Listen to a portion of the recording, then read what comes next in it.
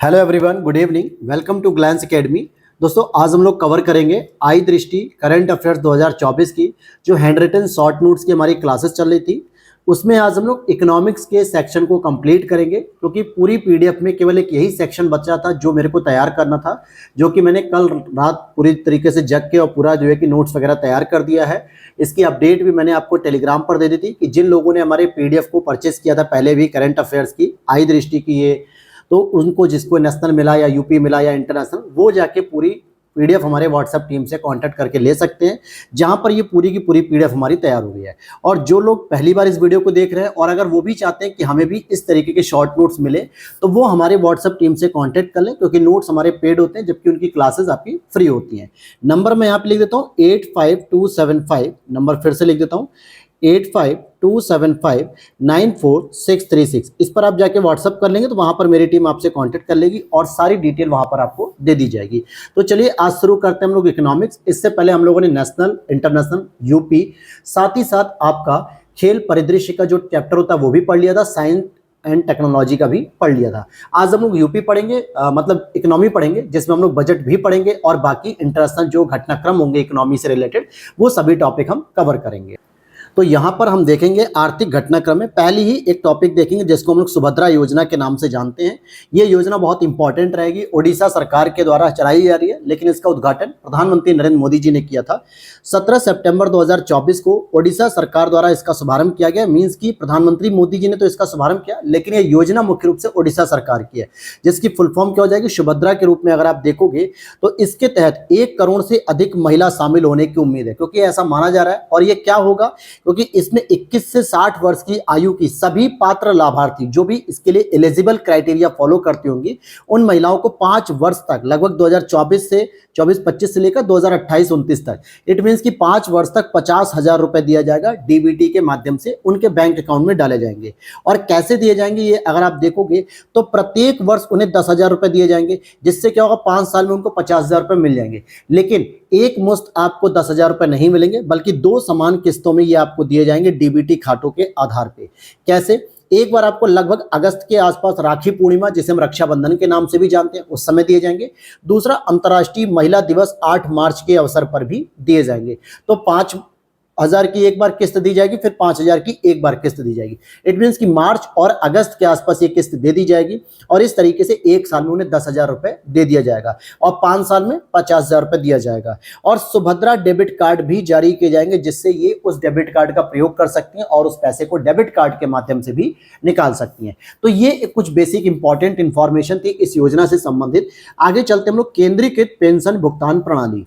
यहाँ मैं यूपीएस की बात नहीं कर रहा हूँ कि पेमेंट जो स्कीम नई नई चल रही है, जैसे एनपीएस हो गया, यूपीएस हो गया, ये ओपीएस हो गया, इनकी बात नहीं हुई है, बल्कि जो आपको पेंशन दी जाती है उसके लिए भुगतान करने की जो प्रणाली है उस पर ध्यान रखते हुए यहाँ पर सेंट्रलाइज पेंशन पेमेंट सिस्टम के प्रस्ताव को मंजूरी दे दी है। किसने दे दी है?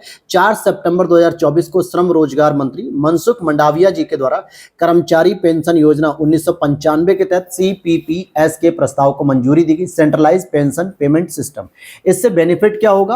हालांकि 1 जनवरी 2025 से लागू होगी पूरे भारत में, जिसके बाद आप पूरे भारत में कहीं पर भी किसी भी बैंक की किसी भी शाखा के जरिए अपनी पेंशन प्राप्त कर सकते हैं। जैसे अभी क्या होता है कि अगर आपकी फैमिली में कोई बुजुर्ग होंगे, दादाजी, नाना नानी या फादर भी होंगे, तो अगर वो लोग रिटायर हो चुके हैं और वो पेंशन प्राप्त करते हैं, तो कई बार होता है कि हम उसी ब्रांच में जाते हैं जहां पे हमारा सैलरी अकाउंट होता है, वहीं पर पेंशन आती है। हम बार बार उसके चक्कर लगाते हैं कि हमारी पेंशन क्यों नहीं आ रही है। लेकिन अब इस केंद्रीकृत पेंशन भुगतान प्रणाली को मंजूरी मिलने के बाद कोई भी व्यक्ति अपने नियरेस्ट कोई भी बैंक में जो है कि जाके पता कर सकता है, वहां से भुगतान ले सकता है। उसके लिए उसके पास एक पेंशन नंबर दिया जाएगा पूरा, जैसे पैन नंबर होता है सर्विस करते समय, प्रान नंबर, ठीक है। तो उसी तरीके से उस नंबर का प्रयोग करके वो किसी भी बैंक में, किसी भी ब्रांच में, इवन कि वो कहीं भी जाके निकाल सकता है पूरे भारत में। तो एक बेहतर सुविधा रहेगी, जिससे क्या होगा, जो बुजुर्ग आदमी होते हैं उन्हें क्या होता है, एक तो शरीर से वैसे ही बेचारे कमजोर हो जाते हैं, बीमारियां बहुत सारी हो जाती हैं, वॉकिंग वगैरह प्रॉब्लम होती है, सांस फूलती है, और ऐसे में अगर बार बार बैंक के चक्कर लगाएंगे तो प्रॉब्लम आएगी। तो इसीलिए यह सुविधा की जा रही है। अब चलते हम आगे अपने टॉपिक पे। सबसे इंपॉर्टेंट हमारा सेंट्रल बजट। सेंट्रल बजट को अगर हम देखेंगे 2024-25 का बजट हम लोग पढ़ेंगे और ये बजट आपका जो जुलाई में वित्त मंत्री निर्मला सीतारमण जी ने पेश किया था, हम उसकी बात करेंगे। 23 जुलाई 2024 को वित्त मंत्री निर्मला सीतारमण जी के द्वारा बजट को प्रस्तुत किया गया था। जो बजट का आकार था टोटल कितना था, 48.21 लाख करोड़। या तो इस तरीके से आ सकता है, अदरवाइज आपसे डिजिट में भी पूछ सकता है कि यहां पर आपको 4820512 करोड़ रुपए याद रख लेने हैं। तो आप ऐसे भी पढ़ सकते हो कि 48,20,512। अब यहाँ पे देखो 20,000 और यहाँ 21 है, क्योंकि जब हम इसे पॉइंट में कन्वर्ट करते हैं तो यहाँ पे एक वैल्यू आगे बढ़ जाएगी। ठीक है, तो 48.21 लाख करोड़ भी याद रख सकते हो या फिर 48,20,512। ये इसकी बजट का आकार है, यानी कि सरकार इतना पैसा व्यय करेगी। लेकिन सरकार ने क्लेम किया कि हमें जो प्राप्तियां भी होंगी ना वो भी इतनी सेम हो जाएंगी, 48,20,512 करोड़ रुपए। लेकिन अगर हम इनमें उन प्राप्तियों को हटा दें जो हमने कभी राज्यों को या विभिन्न एनजीओ को या विभिन्न संगठनों को जो पैसे दिए जाते हैं, अगर हम उन ऋणों को छोड़ दें तो हमें जो प्राप्ति होगी इस वित्तीय वर्ष में वो होगी 32.07 लाख करोड़। इट मींस कि 32,07,200 करोड़ रुपए हमारी प्राप्ति होगी। तो ये ऋण मुक्त होगी, क्योंकि हमने जैसे पिछले साल किसी को ऋण दिया हो केंद्र सरकार ने या उससे पिछले साल, तो हम उन ऋणों को अगर इस बार हम रिसीव भी कर रहे हैं, प्राप्त भी कर रहे हैं, लेकिन फिर भी हम इनमें शामिल ना करें। या दूसरी भाषा में कहें, जो इंटरनेशनल ऑर्गेनाइजेशन होते हैं जैसे आईएमएफ हो गया, वर्ल्ड बैंक हो गया, ठीक है, डब्ल्यूटीओ हो गया, इनके माध्यम से, या एडीबी हो गया, न्यू डेवलपमेंट बैंक हो गया, यहां से भी जो हम लोन प्राप्त करते हैं वो भी तो कहीं ना कहीं ऋण है और वो भी हमारी प्राप्तियों में ही मेंशन किया जाएगा। तो हम इस तरीके के अगर हम ऋणों को हटा दें, जो हम लोन ले रहे हैं जो कि हमें रिटर्न भी करना होता है, तो ये हमारी एक्चुअल प्राप्ति में नहीं आती है। केवल डिजिट तो शो करता है कि हमने इतना रिसीव किया, लेकिन एक्चुअल नहीं होता, क्योंकि हमें इसे रिटर्न भी करना होता है। इसीलिए ऋणों को छोड़ने के बाद 32.07 लाख करोड़ की रिसीविंग होगी। अब बात करेंगे इस बजट में फोकस किस पे किया गया, तो 4 प्रकार की कैटेगरी या समूह पे हमने फोकस किया है। जैसे अगर आप देखोगे, सबसे पहले अन्नदाता जिसे हम फार्मर यानी किसान भी कहते हैं, गरीबों पर भी फोकस किया गया, युवाओं पर फोकस किया गया और महिलाओं पर फोकस किया गया। अब यहां पे किसी कैटेगरी वाइज नहीं बांटा गया कि SC ST OBC general category, ये नहीं है। सिंपल बात है, यहाँ पे गरीब की बात की जा रही, युवा की बात की जा रही, किसान की बात की जा रही, महिलाओं की बात की जा रही। साथ ही साथ 4 सेक्टर पे ज्यादा फोकस दिया जाएगा कि बेरोजगारी को कम किया जाए, या यूं कहें कि रोजगार को जनरेट किया जाए, कौशल विकास पर ध्यान दिया जाएगा, मध्यम वर्ग पे फोकस किया जाएगा और एमएसएमई सेक्टर पे, क्योंकि हमारे प्रतिवर्ष निर्यात की जाने वाली जो मद होती है, जो धनराशि होती है, उसमें लगभग 40% योगदान आपके एमएसएमई सेक्टर का होता है। तो एमएसएमई एक बहुत बड़ा जो है कि रोल प्ले करता है, इसीलिए इसको जो है कि हमेशा फोकस रखना पड़ता है। लेकिन जो कई बार आपसे प्रश्न बनते हैं हर साल जो है कि बजट की जो प्राथमिकताएं तय की गई हैं कि हम किन पर फोकस करेंगे। कुल मिला के अभी आपने ये जो 2 चीजें पढ़ी है ना कि कौन से वर्ग को हम फोकस कर रहे हैं, यानी समूह को, और किस प्रकार के केंद्रों पे फोकस करें, इन्हीं सभी चीजों को हम 9 प्राथमिकताओं में डिवाइड करते हैं। और इन 9 प्राथमिकताओं के अंतर्गत जो हम सेगमेंट को पढ़ेंगे, इंपॉर्टेंट टॉपिक होंगे जो आपके बजट के हिसाब से महत्वपूर्ण रहेंगे पेपर के लिए भी। कृषि उत्पादकता और अनुकूलता पर पहला फोकस रहेगा। दूसरा, हम रोजगार और कौशल प्रशिक्षण पर फोकस करेंगे। तीसरा, हम समावेशी विकास और सामाजिक न्याय पर फोकस करेंगे। हालांकि ये लाइन थोड़ी और बड़ी थी, मैंने इन शॉर्ट कर दिया सामाजिक विकास और सामाजिक न्याय। फिर विनिर्माण और सेवाओं पर फोकस करेंगे, शहरी विकास पर फोकस रहेगा, ऊर्जा सुरक्षा पे फोकस रहेगा, अवसंरचना पे, नवाचार, अनुसंधान और विकास, साथ ही साथ अगली पीढ़ी के सुधार। तो ये टोटल आप देखोगे 9 प्राथमिकताएं हमारी हैं। अब हम इन प्राथमिकताओं को अलग अलग ABCD अल्फाबेटिकल जो है कि डिसाइड करेंगे और इनमें कौन कौन सी महत्वपूर्ण फैक्ट होंगे वो भी तैयार करेंगे। जैसे अगर हम बात करें कि बजट में ये चीज मेंशन की गई है कि हम कृषि की प्रोडक्टिविटी और अनुकूलता को, यानी एडेप्टेबिलिटी और प्रोडक्टिविटी को बढ़ाने के लिए क्या कर रहे हैं, तो पहली चीज हम नेचुरल फार्मिंग को बढ़ावा दे रहे हैं, जिसके लिए लगभग 10,000 आवश्यकता पे आधारित बायो इनपुट रिसोर्स सेंटर स्थापित करेंगे। अर्थात नेचुरल फार्मिंग को अगर आपको बढ़ाना है तो कहीं ना कहीं बायो या जैव आदान संसाधन केंद्र स्थापित करने पड़ेंगे, जिसके माध्यम से हम बायो इनपुट दे सकते हैं, बायो फर्टिलाइजर तैयार कर सकते हैं।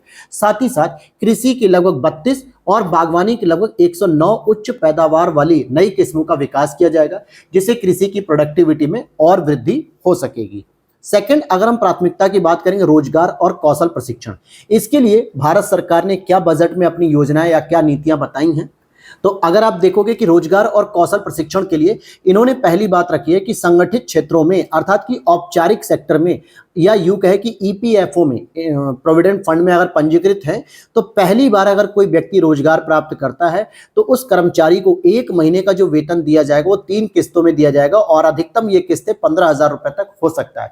एग्जाम्पल मान लो अगर आपको 45,000 रुपए सैलरी देनी है तो 15,000 रुपए करके 1 महीने तक दे दिया जाएगा। ठीक है, ये 3 किस्तों में दिया जाएगा अगर पहली बार आप रोजगार प्राप्त करो। अब जैसे मान लो बहुत सारे लोग होते हैं जो ऑलरेडी टीचिंग डिपार्टमेंट में होते हैं, पुलिस डिपार्टमेंट में होते हैं, आईपीएस होते हैं या पीसीएस की भी रैंक के अधिकारी होते हैं, लेकिन फिर भी वो अपर क्लास प्राप्त करना चाहते हैं, अपर जॉब लेना चाहते हैं, तो ऑलरेडी वो पहली बार जॉब में है, उनके पास पैन नंबर भी है, ईपीएफओ में रजिस्टर्ड भी है, उन पे ये नियम लागू नहीं होगा। लेकिन अगर कोई पहली बार रोजगार की श्रेणी में आ रहा है तो उस पर यह नियम लागू होगा। पहला तो एक ये हो जाएगा। दूसरा, घरेलू संस्थानों में उच्चतर शिक्षा के लिए हम 10 लाख रुपए तक का ऋण भी प्रोवाइड करेंगे। अर्थात रोजगार के लिए पहली पढ़ाई इंपॉर्टेंट होती है, हायर एजुकेशन इंपॉर्टेंट है, फिर चाहे आप ग्रेजुएशन करो, पोस्ट ग्रेजुएशन करो, मास्टर डिग्री करो, एमफिल करो या फिर कोई भी आप स्पेशल कोर्स कर सकते हो। इसके लिए हायर एजुकेशन के लिए प्रत्येक बच्चे को 10 लाख रुपए तक का ऋण देने की बात भी की गई है। साथ ही साथ 5 वर्षों की अवधि में 20 लाख युवाओं को कौशल प्रशिक्षण भी दिया जाएगा। 5 वर्षों की अवधि में अगले 20 लाख युवाओं को हम ट्रेनिंग भी देंगे। जैसे आपको याद होगा प्रधानमंत्री कौशल विकास योजना भी शुरू की गई थी, पीएमकेवाई कहते हैं थे। हालांकि उसका क्या फीडबैक हुआ, क्या रिस्पॉन्स हुआ, वो मैटर नहीं करता इस समय, लेकिन इसी तरीके की और भी योजनाएं संचालित की जाएंगी। नेक्स्ट अगर हम बात करते हैं हमारी जो थर्ड प्राथमिकता है कि समावेशी विकास और सामाजिक न्याय को ध्यान में रखें, तो सबसे पहले हमने एक पूर्वोदय योजना को शुरू किया, जिसमें क्या है पूर्वी भारत के लगभग 4 से 5 राज्यों में चहुमुखी विकास किया जाएगा, जिसमें आधारभूत संरचना पे फोकस किया जाएगा, महिला सुरक्षा पे फोकस किया जाएगा, गरीबी पे फोकस किया जाएगा, रोजगार पे फोकस किया जाएगा। तो ये जो पूर्वोदय योजना है ये मुख्य रूप से किन राज्यों पर लागू हो रही है, ये प्रश्न बनेगा। तो देखो, बिहार पे रहेगी और झारखंड में रहेगी, क्योंकि सेंट्रल गवर्नमेंट की जो गवर्नमेंट बनी है वर्तमान में, उसमें ये 2 बड़े कैंडिडेट हैं। एक तो नीतीश बाबू जी, जिन्होंने अपनी समर्थन दिया बिहार की सांसदीय की सारी सीटों को लेकर, और आंध्र प्रदेश के सीएम चंद्रबाबू नायडू जी। इन दोनों ही लोगों ने एनडीए को सपोर्ट किया, यानी बीजेपी को सपोर्ट किया, और वर्तमान में उनकी सरकार भी बनी हुई है। तो इन दोनों को कवर करते हुए झारखंड, पश्चिम बंगाल और ओडिशा, टोटल 5 राज्यों में इसका विकास किया जाएगा। तो ये पूर्वोदय योजना बहुत चर्चा में है। डायरेक्टली प्रश्न बन सकता है कि पूर्वोदय योजना में निम्नलिखित में से कौन सा राज्य शामिल नहीं है, या इसकी घोषणा किस बजट में की गई थी। आगे अगर हम देखते हैं बिहार में और डेवलपमेंट करने के लिए पीरपैंती एक जगह है जो कि भागलपुर जिला बिहार में आती है। यहाँ पे 2400 मेगावाट का एक नया विद्युत संयंत्र की स्थापना भी की जाएगी। साथ ही साथ गया बिहार में औद्योगिक केंद्र का विकास भी किया जाएगा। और इसी प्रकार से आंध्र प्रदेश की राजधानी, जो कि नई वाली राजधानी अमरावती बन रही है। एक अमरावती छोटा सा शहर भी है जो कि महाराष्ट्र में आता है, लेकिन यहाँ पे जब हैदराबाद अब उसकी राजधानी नहीं रही, क्योंकि अब तेलंगाना की हो चुकी है, वो पहले भी थी, और अब आंध्र प्रदेश की एक नई राजधानी अमरावती हो रही है। और इसके विकास के लिए, इसके डेवलपमेंट के लिए, इसके इंफ्रास्ट्रक्चर के लिए, यहाँ पे सीएम आवास के लिए, सेक्रेटरिएट के लिए, इन सभी चीजों के लिए पैसे की जरूरत है, जो सेंट्रल गवर्नमेंट 15,000 करोड़ रुपए का प्रदान कर रही है इनको। साथ ही साथ आंध्र प्रदेश में गोदावरी नदी पर बहुउद्देशीय पोलावरम सिंचाई परियोजना को भी शीघ्र शुरू किया जाएगा, या शीघ्र पूरा किया जाएगा, जिसकी स्पीड बढ़ाने के लिए क्या करेंगे, कुछ पैसे देंगे, कुछ बजट देंगे, ताकि पोलावरम सिंचाई परियोजना जो कि गोदावरी नदी पर स्थित है आंध्र प्रदेश में, इसको भी शुरू किया जा सके। वीडियो अच्छी लग रही तो दोस्तों लाइक करके जाना, और साथ ही साथ अगर चैनल पे पहली बार हो तो प्लीज चैनल को सब्सक्राइब कर लेना, वीडियो के नीचे दिए गए टेलीग्राम चैनल को ज्वाइन कर लो। और अगर आप लोग भी इसकी पीडीएफ को परचेस करना चाहते हो तो वीडियो के नीचे दिए गए व्हाट्सएप नंबर, या फिर मैं दोबारा लिख देता हूं 8527594636, इस पर मैसेज कर लो और मेरी टीम से कांटेक्ट कर लो, वहां पे आपको पूरी डिटेल मिल जाएगी। टॉपिक पे दोबारा आते हैं, हम पढ़ेंगे विनिर्माण और सेवाओं के बारे में। तो यहाँ पे एमएसएमई हेतु ऋण गारंटी योजना के तहत आवधिक ऋण की सुविधा भी प्रदान की जाएगी। तो अब एक एमएसएमई के लिए ऋण गारंटी योजना भी शुरू की जा रही है। साथ ही साथ जो मुद्रा लोन दिए जाते थे, जो मुद्रा योजना थी, उसके तहत जो तरुण श्रेणी में पहले 10 लाख रुपए तक का लोन दिया जाता था तरुण श्रेणी में, अब उस लोन की श्रेणी को बढ़ा के 20 लाख रुपए कर दिया गया। कितना कर दिया गया? 20 लाख रुपए तक आप लोन ले सकते हो। साथ ही साथ 500 सीड्स कंपनियों में, टॉप मोस्ट जो कंपनियां हैं वर्ल्ड की या इंडिया की, इनमें 5 वर्षों तक लगभग 1 करोड़ युवाओं को हम इंटर्नशिप कराएंगे। ये भारत सरकार का ये मानना है कि अगले 5 वर्ष में हम 1 करोड़ युवाओं को इंटर्नशिप अवसर देंगे, या एवरेज अगर हम निकालें तो प्रत्येक वर्ष 20 लाख बच्चों को यहां पर भी इंटर्नशिप कराई जाएगी। लेकिन यहां पे कौशल प्रशिक्षण नहीं होगा, यहां पे इंटर्नशिप हो रही है, और इंटर्नशिप के दौरान कुछ पैसे भी दिए जाते हैं। वो पैसे कितने दिए जाएंगे? तो इनको 5,000 रुपए प्रति माह इंटर्नशिप भत्ता दिया जाएगा और 1 वर्ष की इंटर्नशिप होगी। जब ये 12 महीने की पूरी इंटर्नशिप कंप्लीट कर लेंगे तो इन्हें मिल जाएंगे 12 पंजे 60,000 रुपए हर महीने के हिसाब से, और साथ में एक बोनस प्राइस भी दिया जाएगा, 6,000 रुपए मुफ्त में सहायता भी दी जाएगी। तो टोटल अगर देखा जाए तो 66,000 रुपए इन लोगों को दे दिए जाएंगे। समझ में आ गई कि जो इंटर्नशिप करेंगे उनको आप प्रत्येक महीने 5,000 रुपए भत्ते के रूप में देंगे, इंटर्नशिप भत्ता कहते हैं जिसे। और जब 12 महीने की पूरी इंटर्नशिप कंप्लीट हो जाएगी तो एक बोनस के तौर पे 6,000 रुपए भी गवर्नमेंट इन्हें मुफ्त रूप में देगी। साथ ही साथ हम और विनिर्माण के लिए क्या कर रहे हैं, तो राष्ट्रीय औद्योगिक कॉरिडोर विकास के तहत हमने 12 औद्योगिक पार्क को मंजूरी भी दी है। हालांकि इसको हमने नेशनल टॉपिक के अंतर्गत पूरा पढ़ लिया था क्योंकि अभी उसका इंप्लीमेंट भी शुरू हो रहा है। 12 कॉरिडोर भी मैंने बताए थे, जिसमें से 11 शहरों का नाम भी मैंने बताया था। हरियाणा में चुनाव की आचार संहिता लगे होने की वजह से 12वें जिले का राज्य नहीं आया था, नाम नहीं आया था, लेकिन बजट में तो उसी समय आ गया था, जुलाई में। ठीक है, तो इसलिए इसको यहां पे मैंने मेंशन किया है। साथ ही साथ शहरी विकास में कुछ खास नहीं था, लेकिन बस एक चीज यहां लिख दी कि महिलाओं द्वारा खरीदी गई संपत्तियों पर स्टैंप ड्यूटी को कम करने का प्रयास किया जाएगा और राज्यों को भी प्रोत्साहित किया जाएगा। अगर आप लोग इसे नहीं समझ पा रहे हो तो सिंपल भाषा में कहता हूं कि अगर आप कोई प्रॉपर्टी खरीदते हो अपने गांव में, अपने शहर में, अपने जिले के अंतर्गत या कहीं भी, अगर वो प्रॉपर्टी किसी पुरुष के नाम पे खरीदते हैं आप, ठीक है, तो हो सकता है कि उस पर सरकार आपसे जो राज्य का स्टाम्प ड्यूटी लेगी वो 6% ले लेगी, 7% ले लेगी ऑन एन एवरेज, जो उसका डिसाइड होता है पहले, जो आपको तहसील में जमा करना होता है। लेकिन अगर वही प्रॉपर्टी आप किसी लेडीज के नाम पे ले रहे हो, चाहे अपनी बेटी के नाम पे, अपनी बहन के नाम पे, अपनी पत्नी के नाम पे, अपनी माँ के नाम पे, अपनी बहू के नाम पे, किसी के भी नाम पे ले रहे हो, अगर वो लेडीज है तो उसको 1% तक लगभग स्टैंप ड्यूटी में आज भी छूट दी जाती है। लेकिन धीरे धीरे इस ड्यूटी को और कम करने का प्रयास किया जा रहा है। तो इसीलिए कोशिश किया करो कि जब भी प्रॉपर्टी वगैरह लेते हो तो हमेशा अपने घर की जो लेडीज फैमिली होती है उनके नाम पे लोगे तो प्रॉपर्टी में 1 से 1.5% का प्रॉफिट मिल जाता है आप लोगों को। आगे बात करते हैं ऊर्जा सुरक्षा के लिए हम एनर्जी सिक्योरिटी के लिए क्या करेंगे।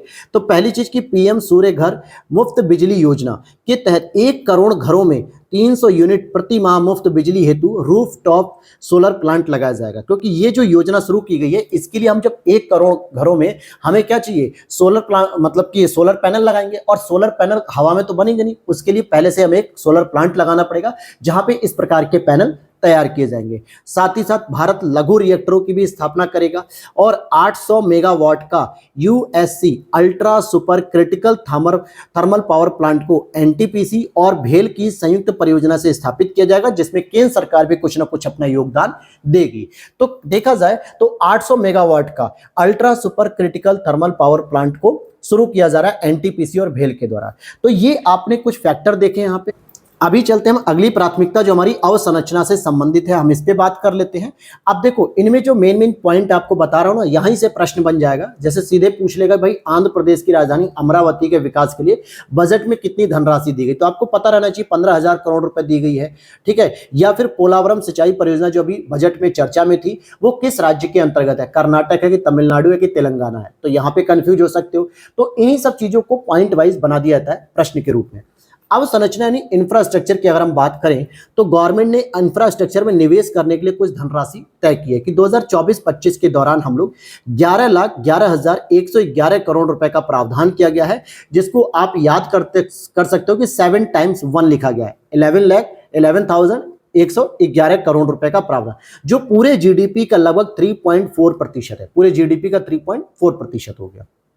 अब बात करेंगे यहाँ पे कि राज्यों को दीर्घकालिक ब्याज मुक्त ऋण प्रदान करने के लिए 1.5 लाख करोड़ रुपए का प्रावधान किया गया है। कि जैसे बहुत सारे राज्य ऐसे हैं जिनको लॉन्ग टर्म के लिए ब्याज मतलब ऋण चाहिए, लेकिन उसको वो रिटर्न नहीं दे सकते, ब्याज मुक्त चाहिए, तो ऐसे केसेस के लिए 1.5 लाख करोड़ रुपए का अलग से प्रावधान किया गया कि इसी में से हम राज्यों को क्या करेंगे, दीर्घकालिक ब्याज भी दिया करेंगे, ब्याज मुक्त जो रहेगा। अब आगे चलते हैं यहाँ पर काशी विश्वनाथ कॉरिडोर जो कि बनारस में बना हुआ है, इसी की तर्ज पे विष्णुपद मंदिर बिहार में और महाबोधि मंदिर बिहार में, इन दोनों मंदिरों का एक कॉरिडोर डेवलपमेंट किया जाएगा। हालांकि आप उज्जैन का महाकाल कॉरिडोर देख सकते हैं, बहुत ही भव्य और बहुत सुंदर बनाया गया है।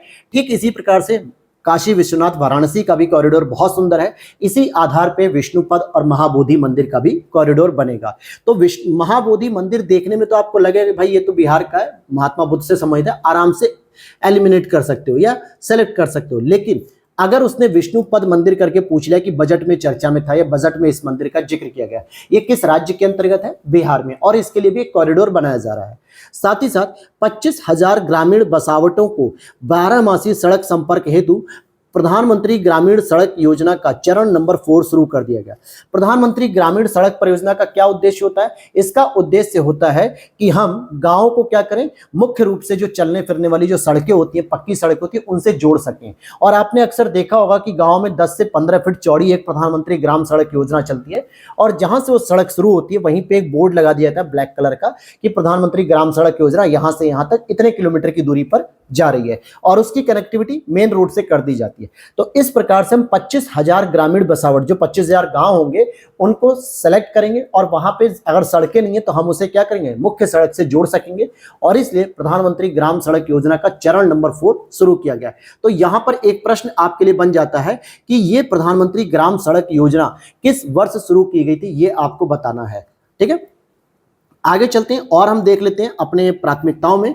तो नेक्स्ट हमारी प्राथमिकता है 8 नंबर की, नवाचार, अनुसंधान और विकास। इसके लिए हम क्या कर रहे हैं, तो अनुसंधान राष्ट्रीय शोध निधि शुरू की जाएगी इसके अंतर्गत, की जो रिसर्च डेवलपमेंट से संबंधित होगी।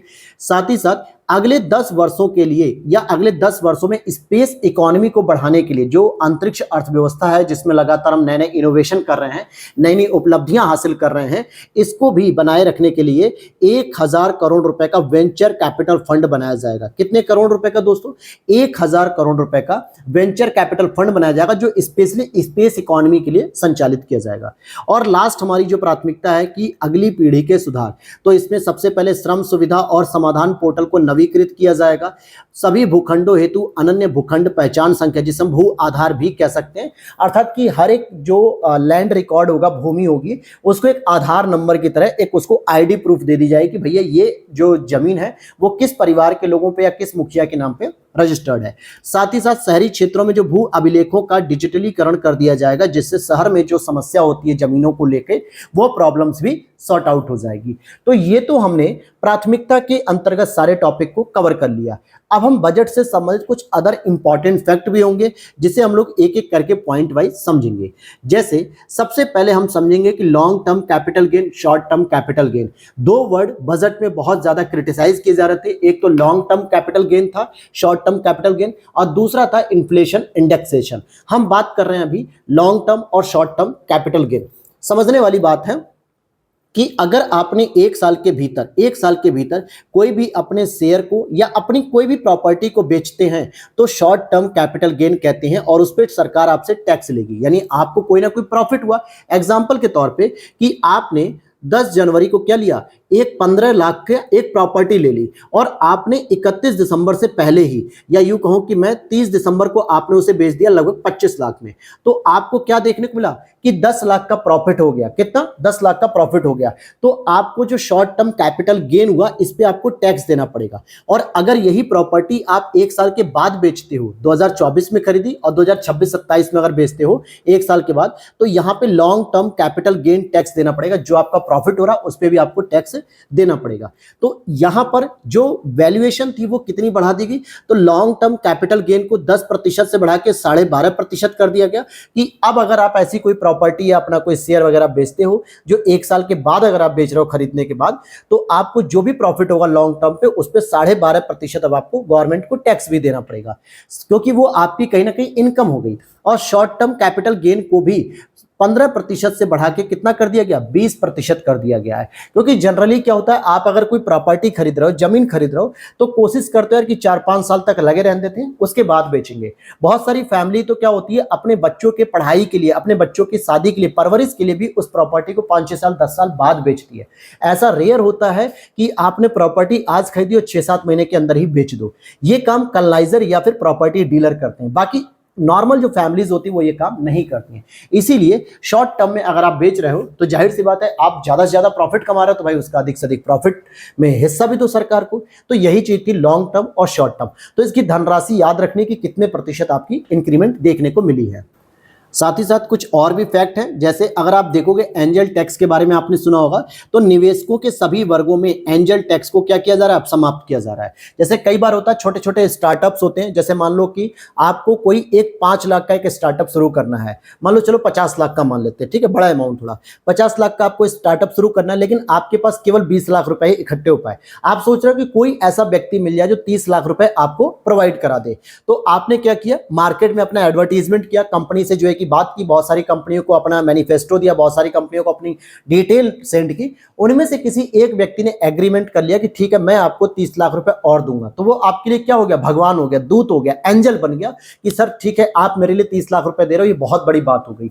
तो इसमें उस एंजल टैक्स इन्वेस्टर से आपने 30 लाख रुपए ले लिए, तो उस पे क्या होता था, पहले प्रॉफिट लगता था, मतलब 30 लाख रुपए आपके लिए तो प्रॉफिट हो गया ना, क्योंकि आपने तो 20 लाख रुपए केवल अपना लगाया, तो सरकार उस पे भी टैक्स लेती थी। और इसका बहुत सारे जो छोटे छोटे स्टार्टअप्स थे वो विरोध भी करते थे कि पहले ही हमारे पास पैसे की शॉर्टेज होने की वजह से हम स्टार्टअप नहीं शुरू कर पा रहे हैं, और जैसे तैसे अगर हमें कोई व्यक्ति मिल भी रहा है जो हमारे स्टार्टअप में अगर कोई इन्वेस्ट कर रहा है, तो आप उस पर एंजल टैक्स लगा रहे हो, तो इसकी वजह से वो निवेशक भी पैसा इन्वेस्ट नहीं करेगा और हमारे पास भी पैसा इतना नहीं होगा कि हम स्टार्टअप को ग्रो कर सके।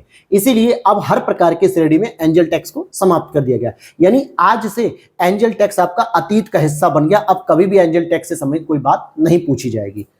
देखते हैं विदेशी कंपनियों पर भी कॉर्पोरेट टैक्स को 40% से घटाकर 35% कर दिया गया, क्योंकि जो विदेशी कंपनियां आती है जो एफडीआई के रूप में हमारे यहाँ आती हैं, इन्वेस्टमेंट करती हैं, तो हम उनके कॉर्पोरेट बिजनेस पे 40% टैक्स लेते थे, लेकिन अब उस टैक्स की रेट को घटाकर 35% कर दिया गया। ऐसा इसलिए कि ताकि विदेशी कंपनियों को अगर हम 5% का और प्रॉफिट देंगे कि आपको 40 नहीं बल्कि अब 35% केवल टैक्स पे करना है इंडिया में, तो हो सकता है वो कंपनियां और आकर्षित हो और भारत में आके और अधिक बिजनेस करें, क्योंकि कंपनियां कभी भी लाख हजार रुपए में बात नहीं करती, वो करोड़ों और अरबों में बात करती हैं, और वहां पे 5% का मतलब ही हो गया कई करोड़ रुपए की बचत हो जाना।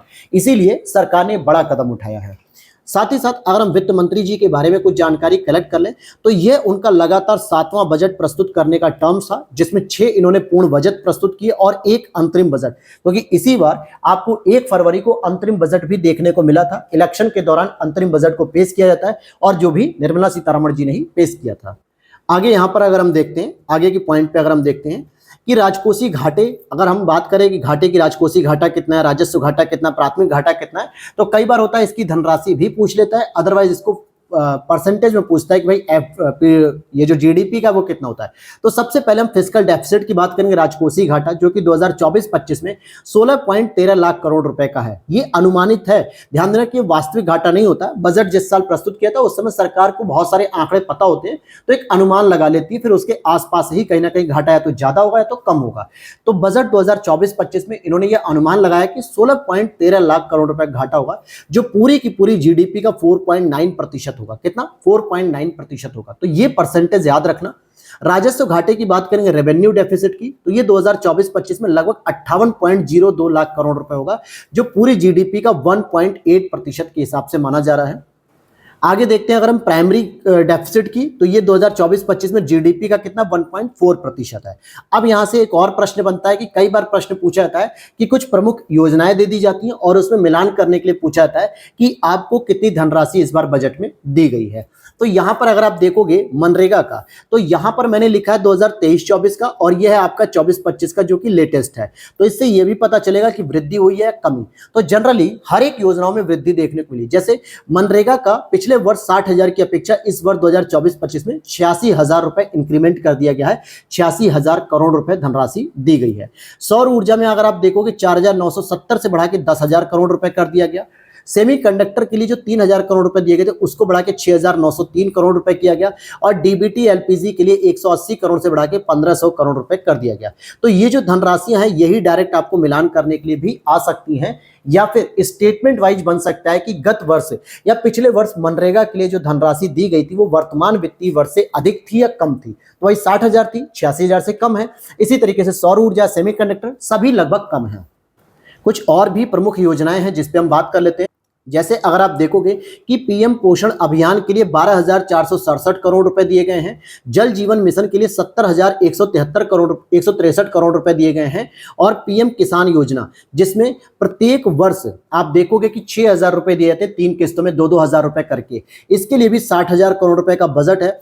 प्रधानमंत्री गरीब कल्याण अन्न योजना, ये योजना वही है दोस्तों जो कोविड के दौरान प्रत्येक लाभार्थी परिवारों को 5 किलो अनाज प्रति व्यक्ति के हिसाब से देना शुरू किया गया था इसमें, और चुनाव से पहले सरकार के द्वारा ये घोषणा भी की गई थी कि ये अगले 5 वर्षों तक लगातार कंटिन्यू रहेगी ये योजना, जिसमें 80-85 करोड़ लोग जो गरीब हैं उनको अनाज दिया जा रहा है। और इसके लिए 2,05,250 करोड़ रुपए सर्वाधिक पैसा इसी में खर्च किया जा रहा है, तो ये याद रख लें सर्वाधिक पैसा इसी में है। दूसरे नंबर पे आपका मनरेगा आएगा 86,000 करोड़, और तीसरे नंबर पे आपका जल जीवन मिशन आएगा जिसमें 70,163 करोड़ रुपए दिया जा रहा है। तो 3 प्रमुख योजनाएं मैंने बता दी। सबसे अधिक पीएम गरीब कल्याण अन्न योजना में दिया जा रहा है, दूसरे नंबर पे आपका मनरेगा 86,000 करोड़, तीसरे नंबर पे जल जीवन मिशन आएगा।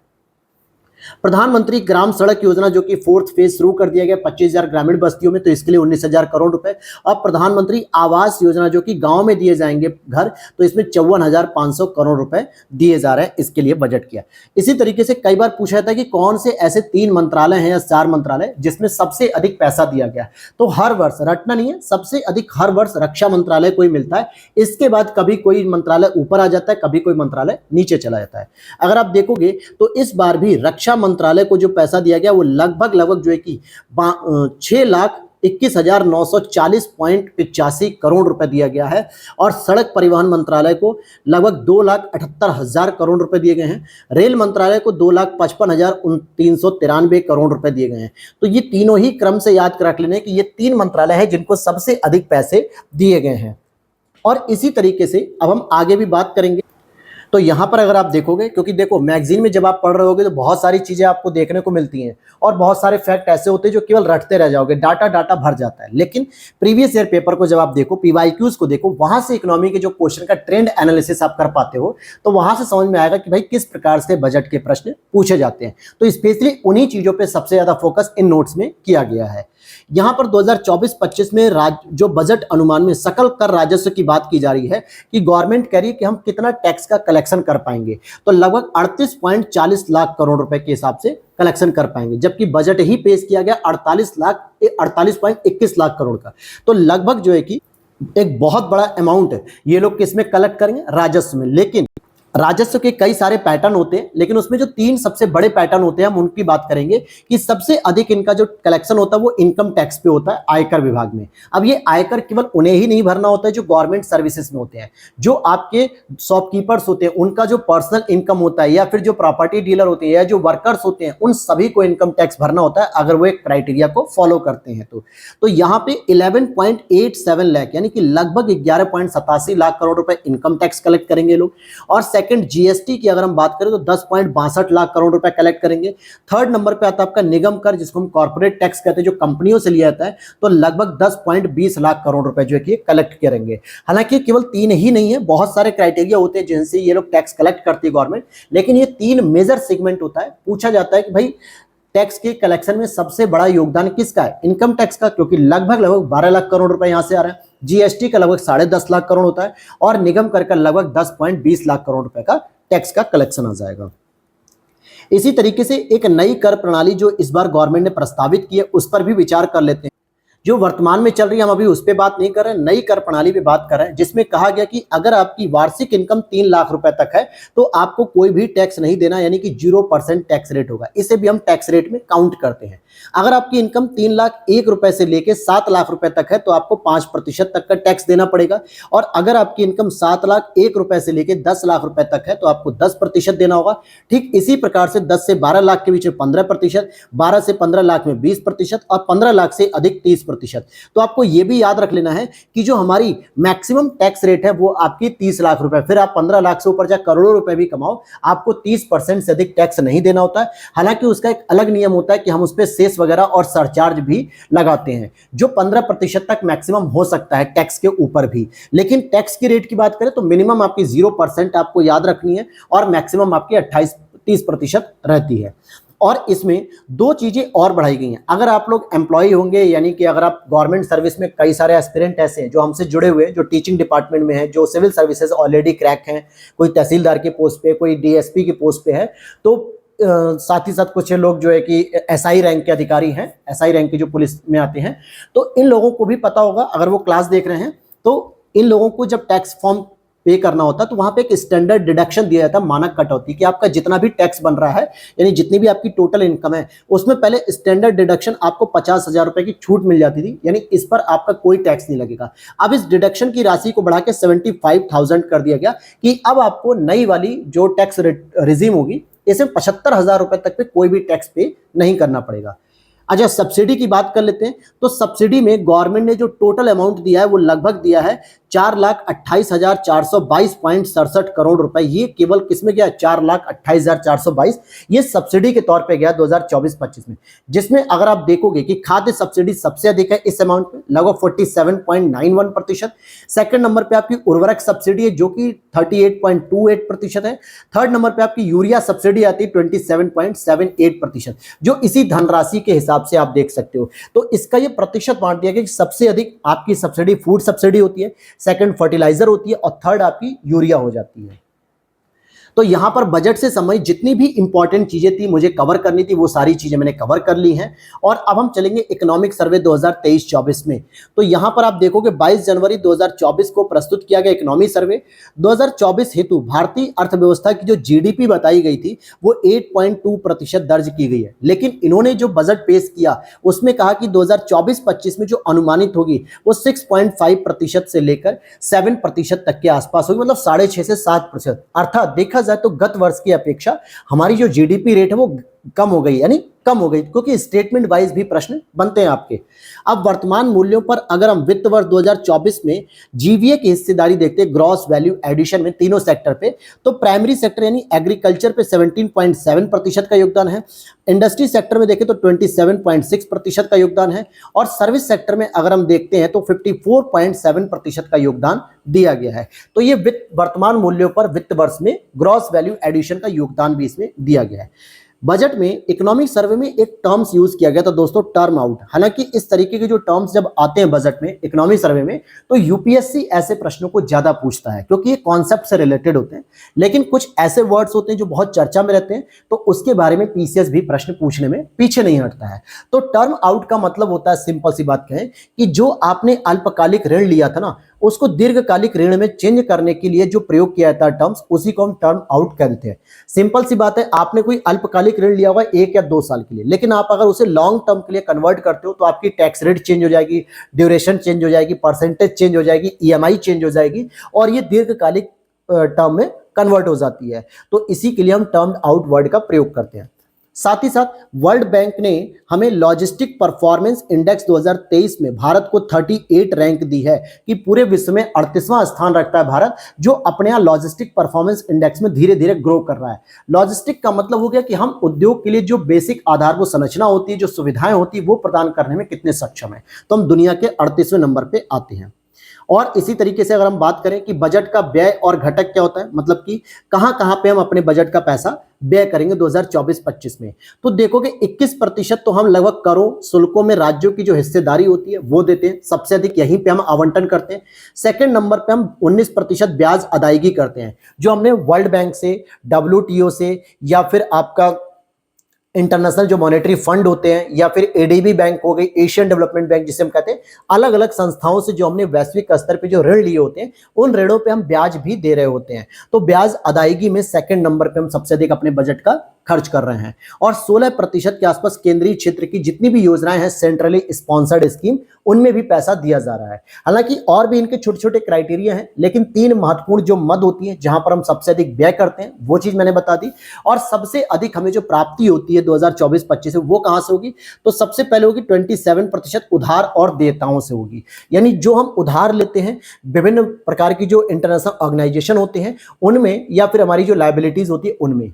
और सेकंड नंबर पे हम इनकम टैक्स से कमाते हैं 19%, थर्ड नंबर पे आपका जीएसटी हो जाएगा, फोर्थ नंबर पे आपका कॉर्पोरेट टैक्स हो जाएगा, जो मैंने आपको ऑलरेडी टैक्स लैब में बता दिया था।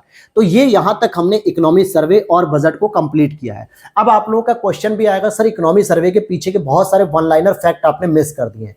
तो मिस नहीं किया दोस्तों, जो आप आगे अपडेटेड सेक्शन सूक्ष्म दृष्टि मेरे साथ पढ़ोगे वहां पर भी बहुत सारे फैक्ट आपको मिल जाएंगे डायरेक्टली, जैसे कि फुटवेयर उत्पाद में क्या है, कपड़ा उत्पादन में क्या है, हमारी भारत की स्थिति, चीनी उत्पादन में क्या है, ये सारी चीजें।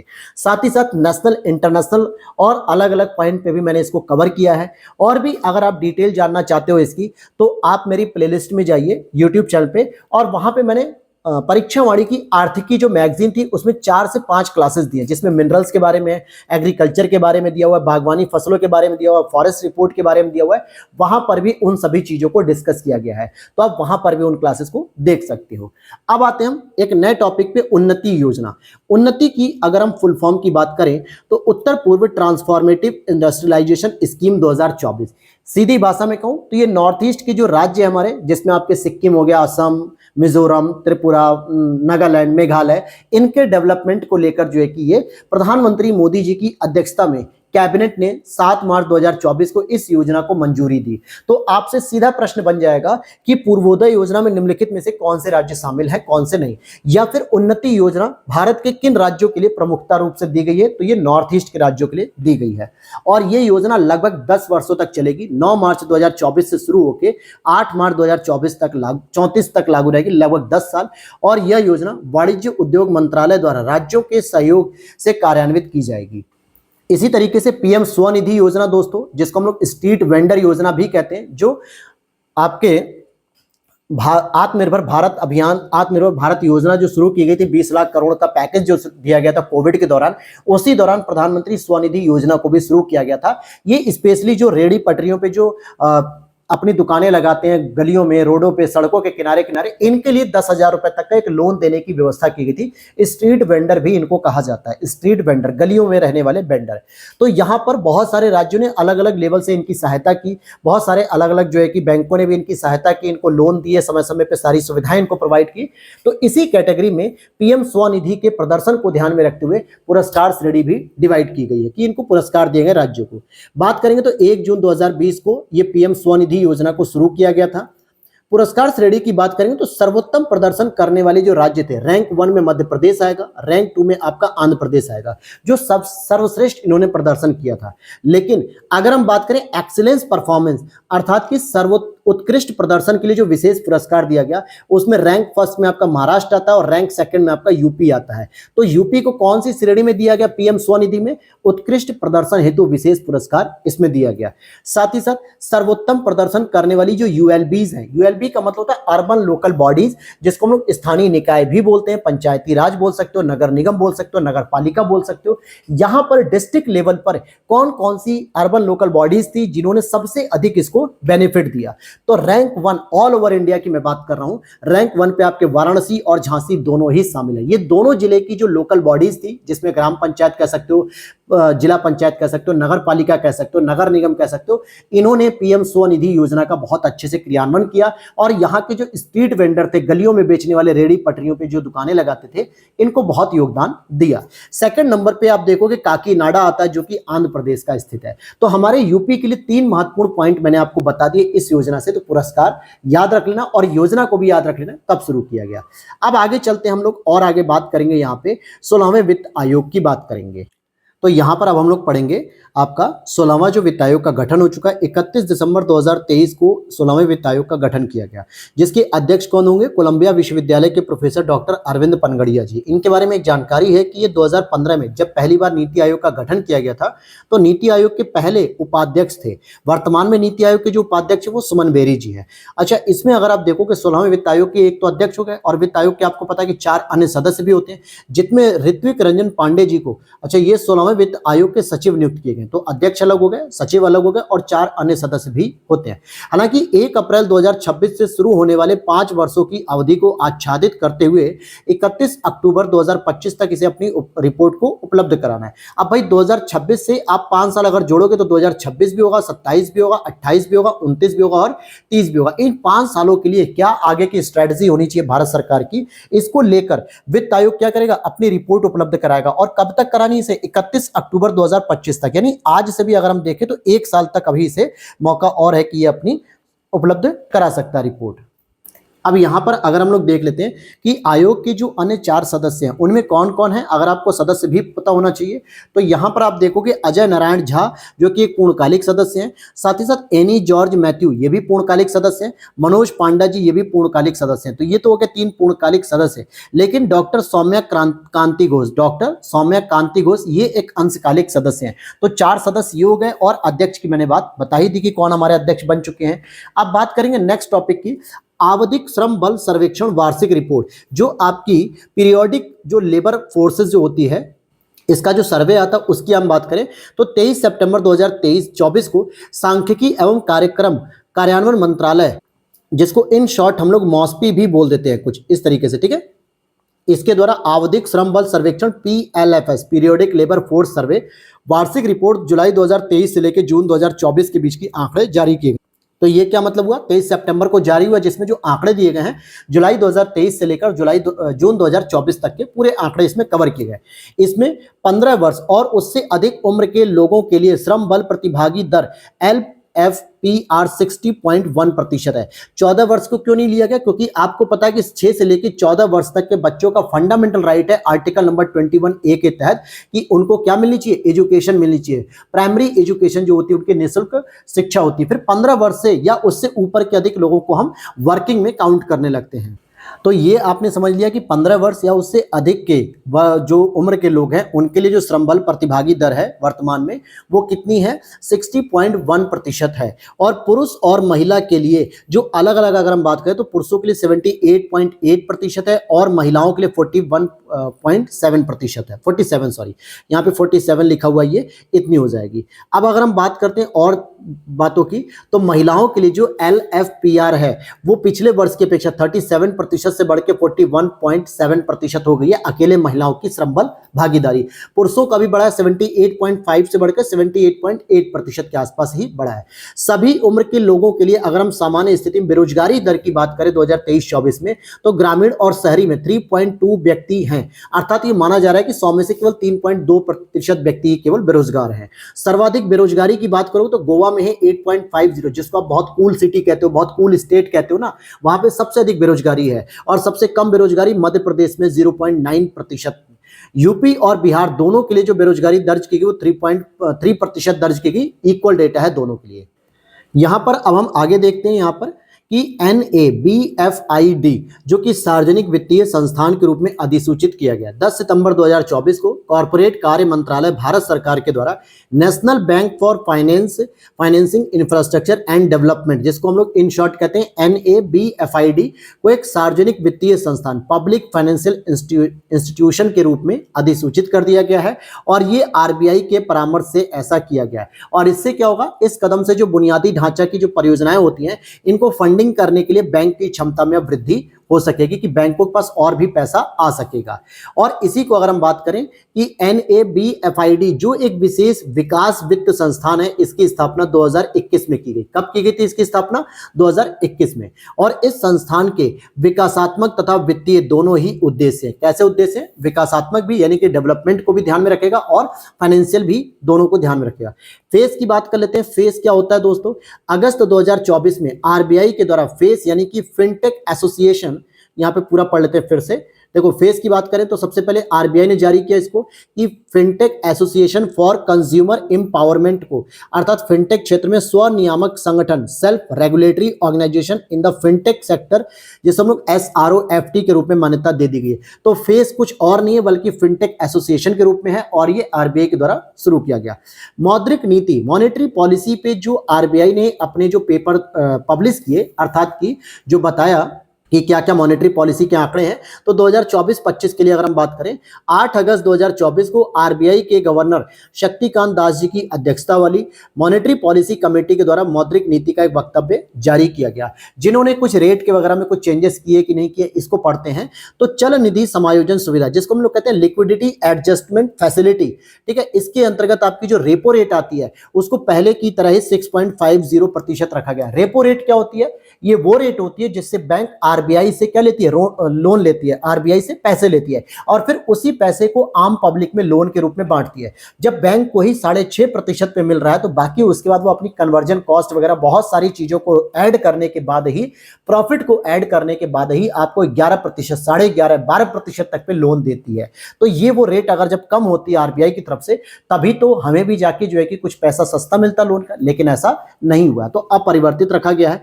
इसी तरीके से एसडीएफआर स्टैंडिंग डिपॉजिट फैसिलिटी रेट 6.25% है, MSF marginal standing facility rate 6.75% है और बैंक रेट 6.75% दी गई है।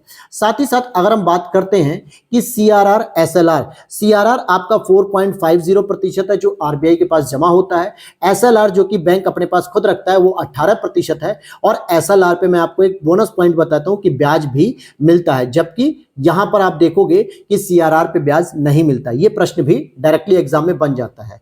फिर यहां पर देखते हैं कि मौद्रिक नीति वक्तव्य में 2024-25 के लिए वास्तविक जीडीपी की जो वृद्धि दर है 7.2% अनुमानित की गई है आरबीआई की मॉनेटरी पॉलिसी के द्वारा। अब यहां पर बात करेंगे यूनिफाइड लेंडिंग इंटरफेस।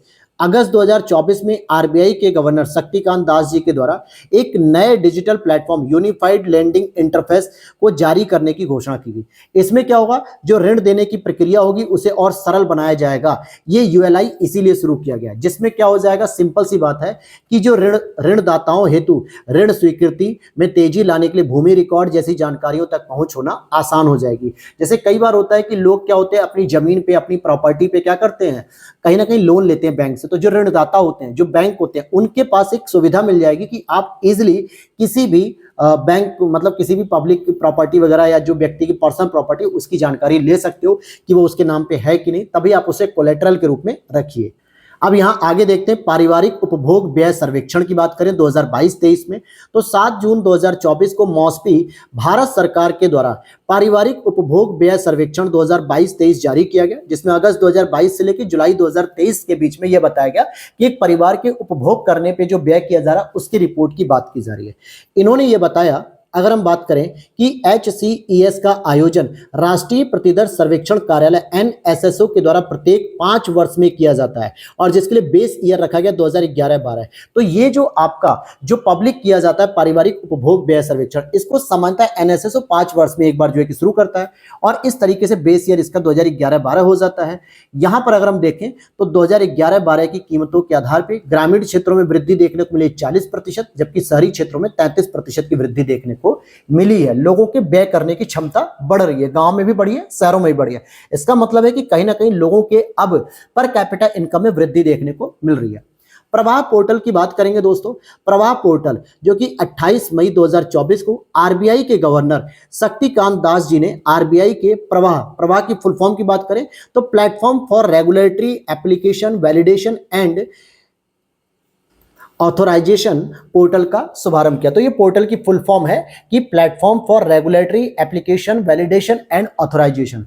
आरबीआई ने इसी के साथ साथ 2 अन्य प्रमुख पहलों का भी शुभारंभ किया, जिसमें रिटेल डायरेक्ट मोबाइल ऐप हो गया, साथ ही साथ फिनटेक रिपोजिटरी का भी शुभारंभ किया। तो यहां से देखो इसकी डिटेलिंग प्रश्न क्या पूछेगा वो तो अलग बात है, लेकिन एक प्रश्न ये पूछा सकता है कि प्रवाह पोर्टल किससे संबंधित है, बैंकिंग एक्टिविटीज संबंधित है, यानी आरबीआई से जो आपको वैलिडेशन चाहिए होता है, एप्लीकेशन आवेदन करते हो या फिर जो आपको अथॉरिटी चाहिए होती है, वो सारी चीज आरबीआई प्रोवाइड कराएगी और इसलिए इस कामकाज को और सुविधा युक्त बनाया जा रहा है। देखा जाए तो एक सुरक्षित और केंद्रीकृत वेब आधारित पोर्टल होगा ये वेबसाइट के माध्यम से काम करेगा, जिसमें कोई भी व्यक्ति या संस्था आरबीआई को प्रस्तुत किसी भी संदर्भ पर प्राधिकार, लाइसेंस, विनियामक अनुमोदन प्राप्त कर सकता है, यानी आरबीआई से परमिशन लेने के लिए बार बार उसे भटकना नहीं पड़ेगा। अब इसी के दौरान हम आपको यूपी ड्रोन प्रचालन सुरक्षा नीति के बारे में बताएंगे। 9 नवंबर 2023 को यूपी ड्रोन प्रचालन सुरक्षा नीति 2023 के प्रस्ताव को मंजूरी दी गई। हालांकि इसके तहत यह कहा गया कि ड्रोन का पंजीकरण करना अब ड्रोन पोर्टल का संचालन किया जाएगा, कि जो ड्रोन पंजीकरण के लिए क्या होगा, ड्रोन पोर्टल का एक संचालन किया जाएगा। राज्य सरकार के नोडल विभाग एवं राज्य सरकार के राज्य नोडल अधिकारी का विनिश्चय भी इसमें किया जाएगा।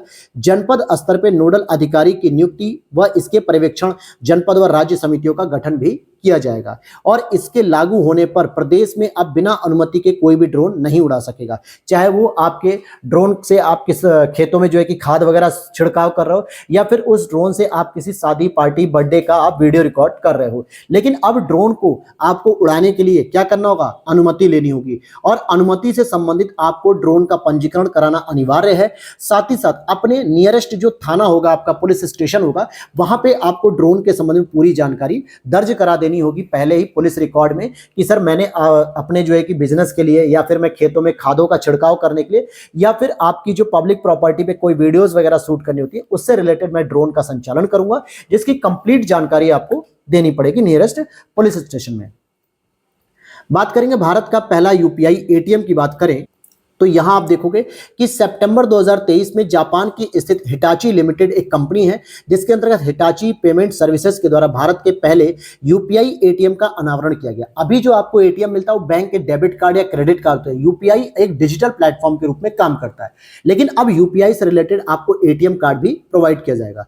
व्हाइट लेवल एटीएम को national payment corporation of India NPCI के सहयोग से स्थापित किया गया, जिसका नाम रखा गया Hitachi money spot UPI ATM, ये इसका पूरा नाम रखा गया है।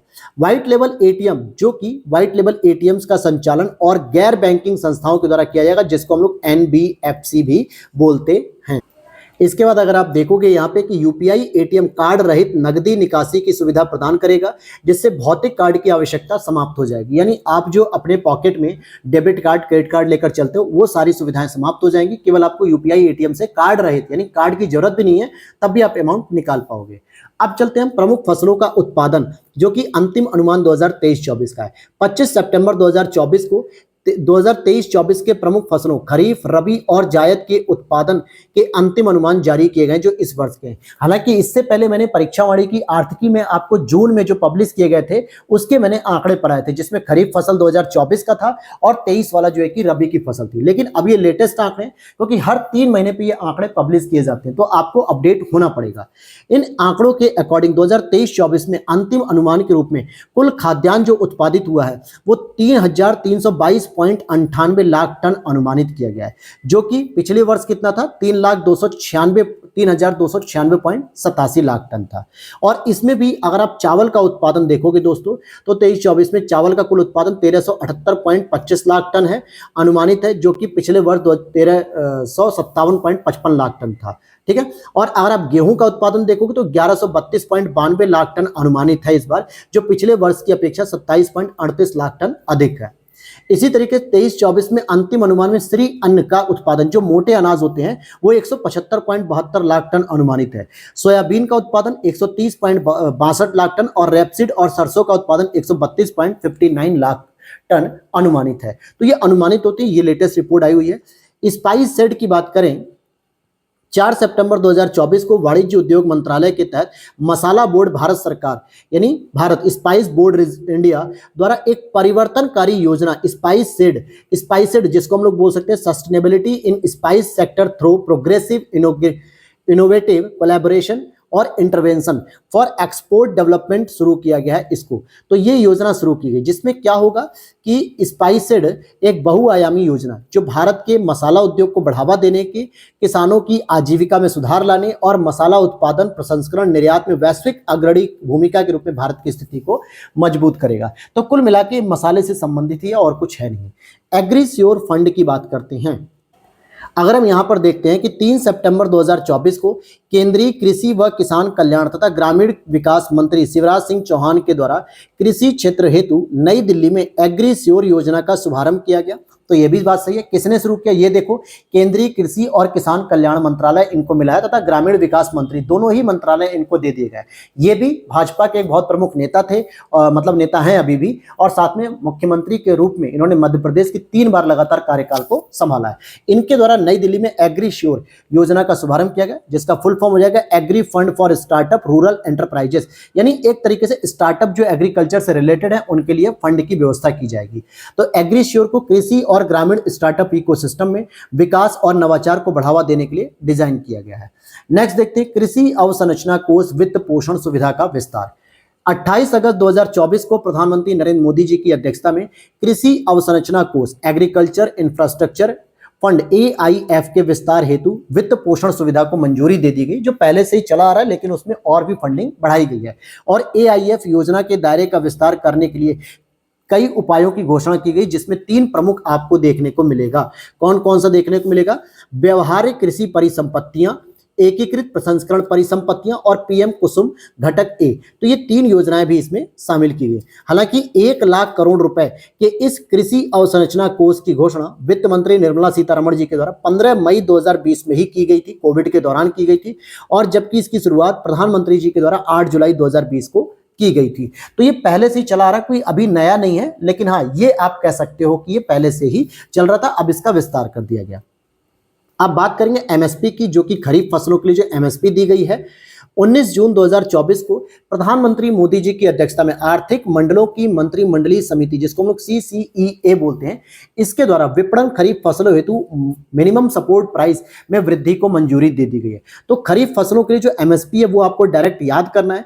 जैसे अगर सामान्य किस्म का धान होगा तो उसकी वर्तमान MSP प्राइस हो गई है 2183 रुपए, जो पिछले वर्ष से 170 रुपए बढ़ गई है।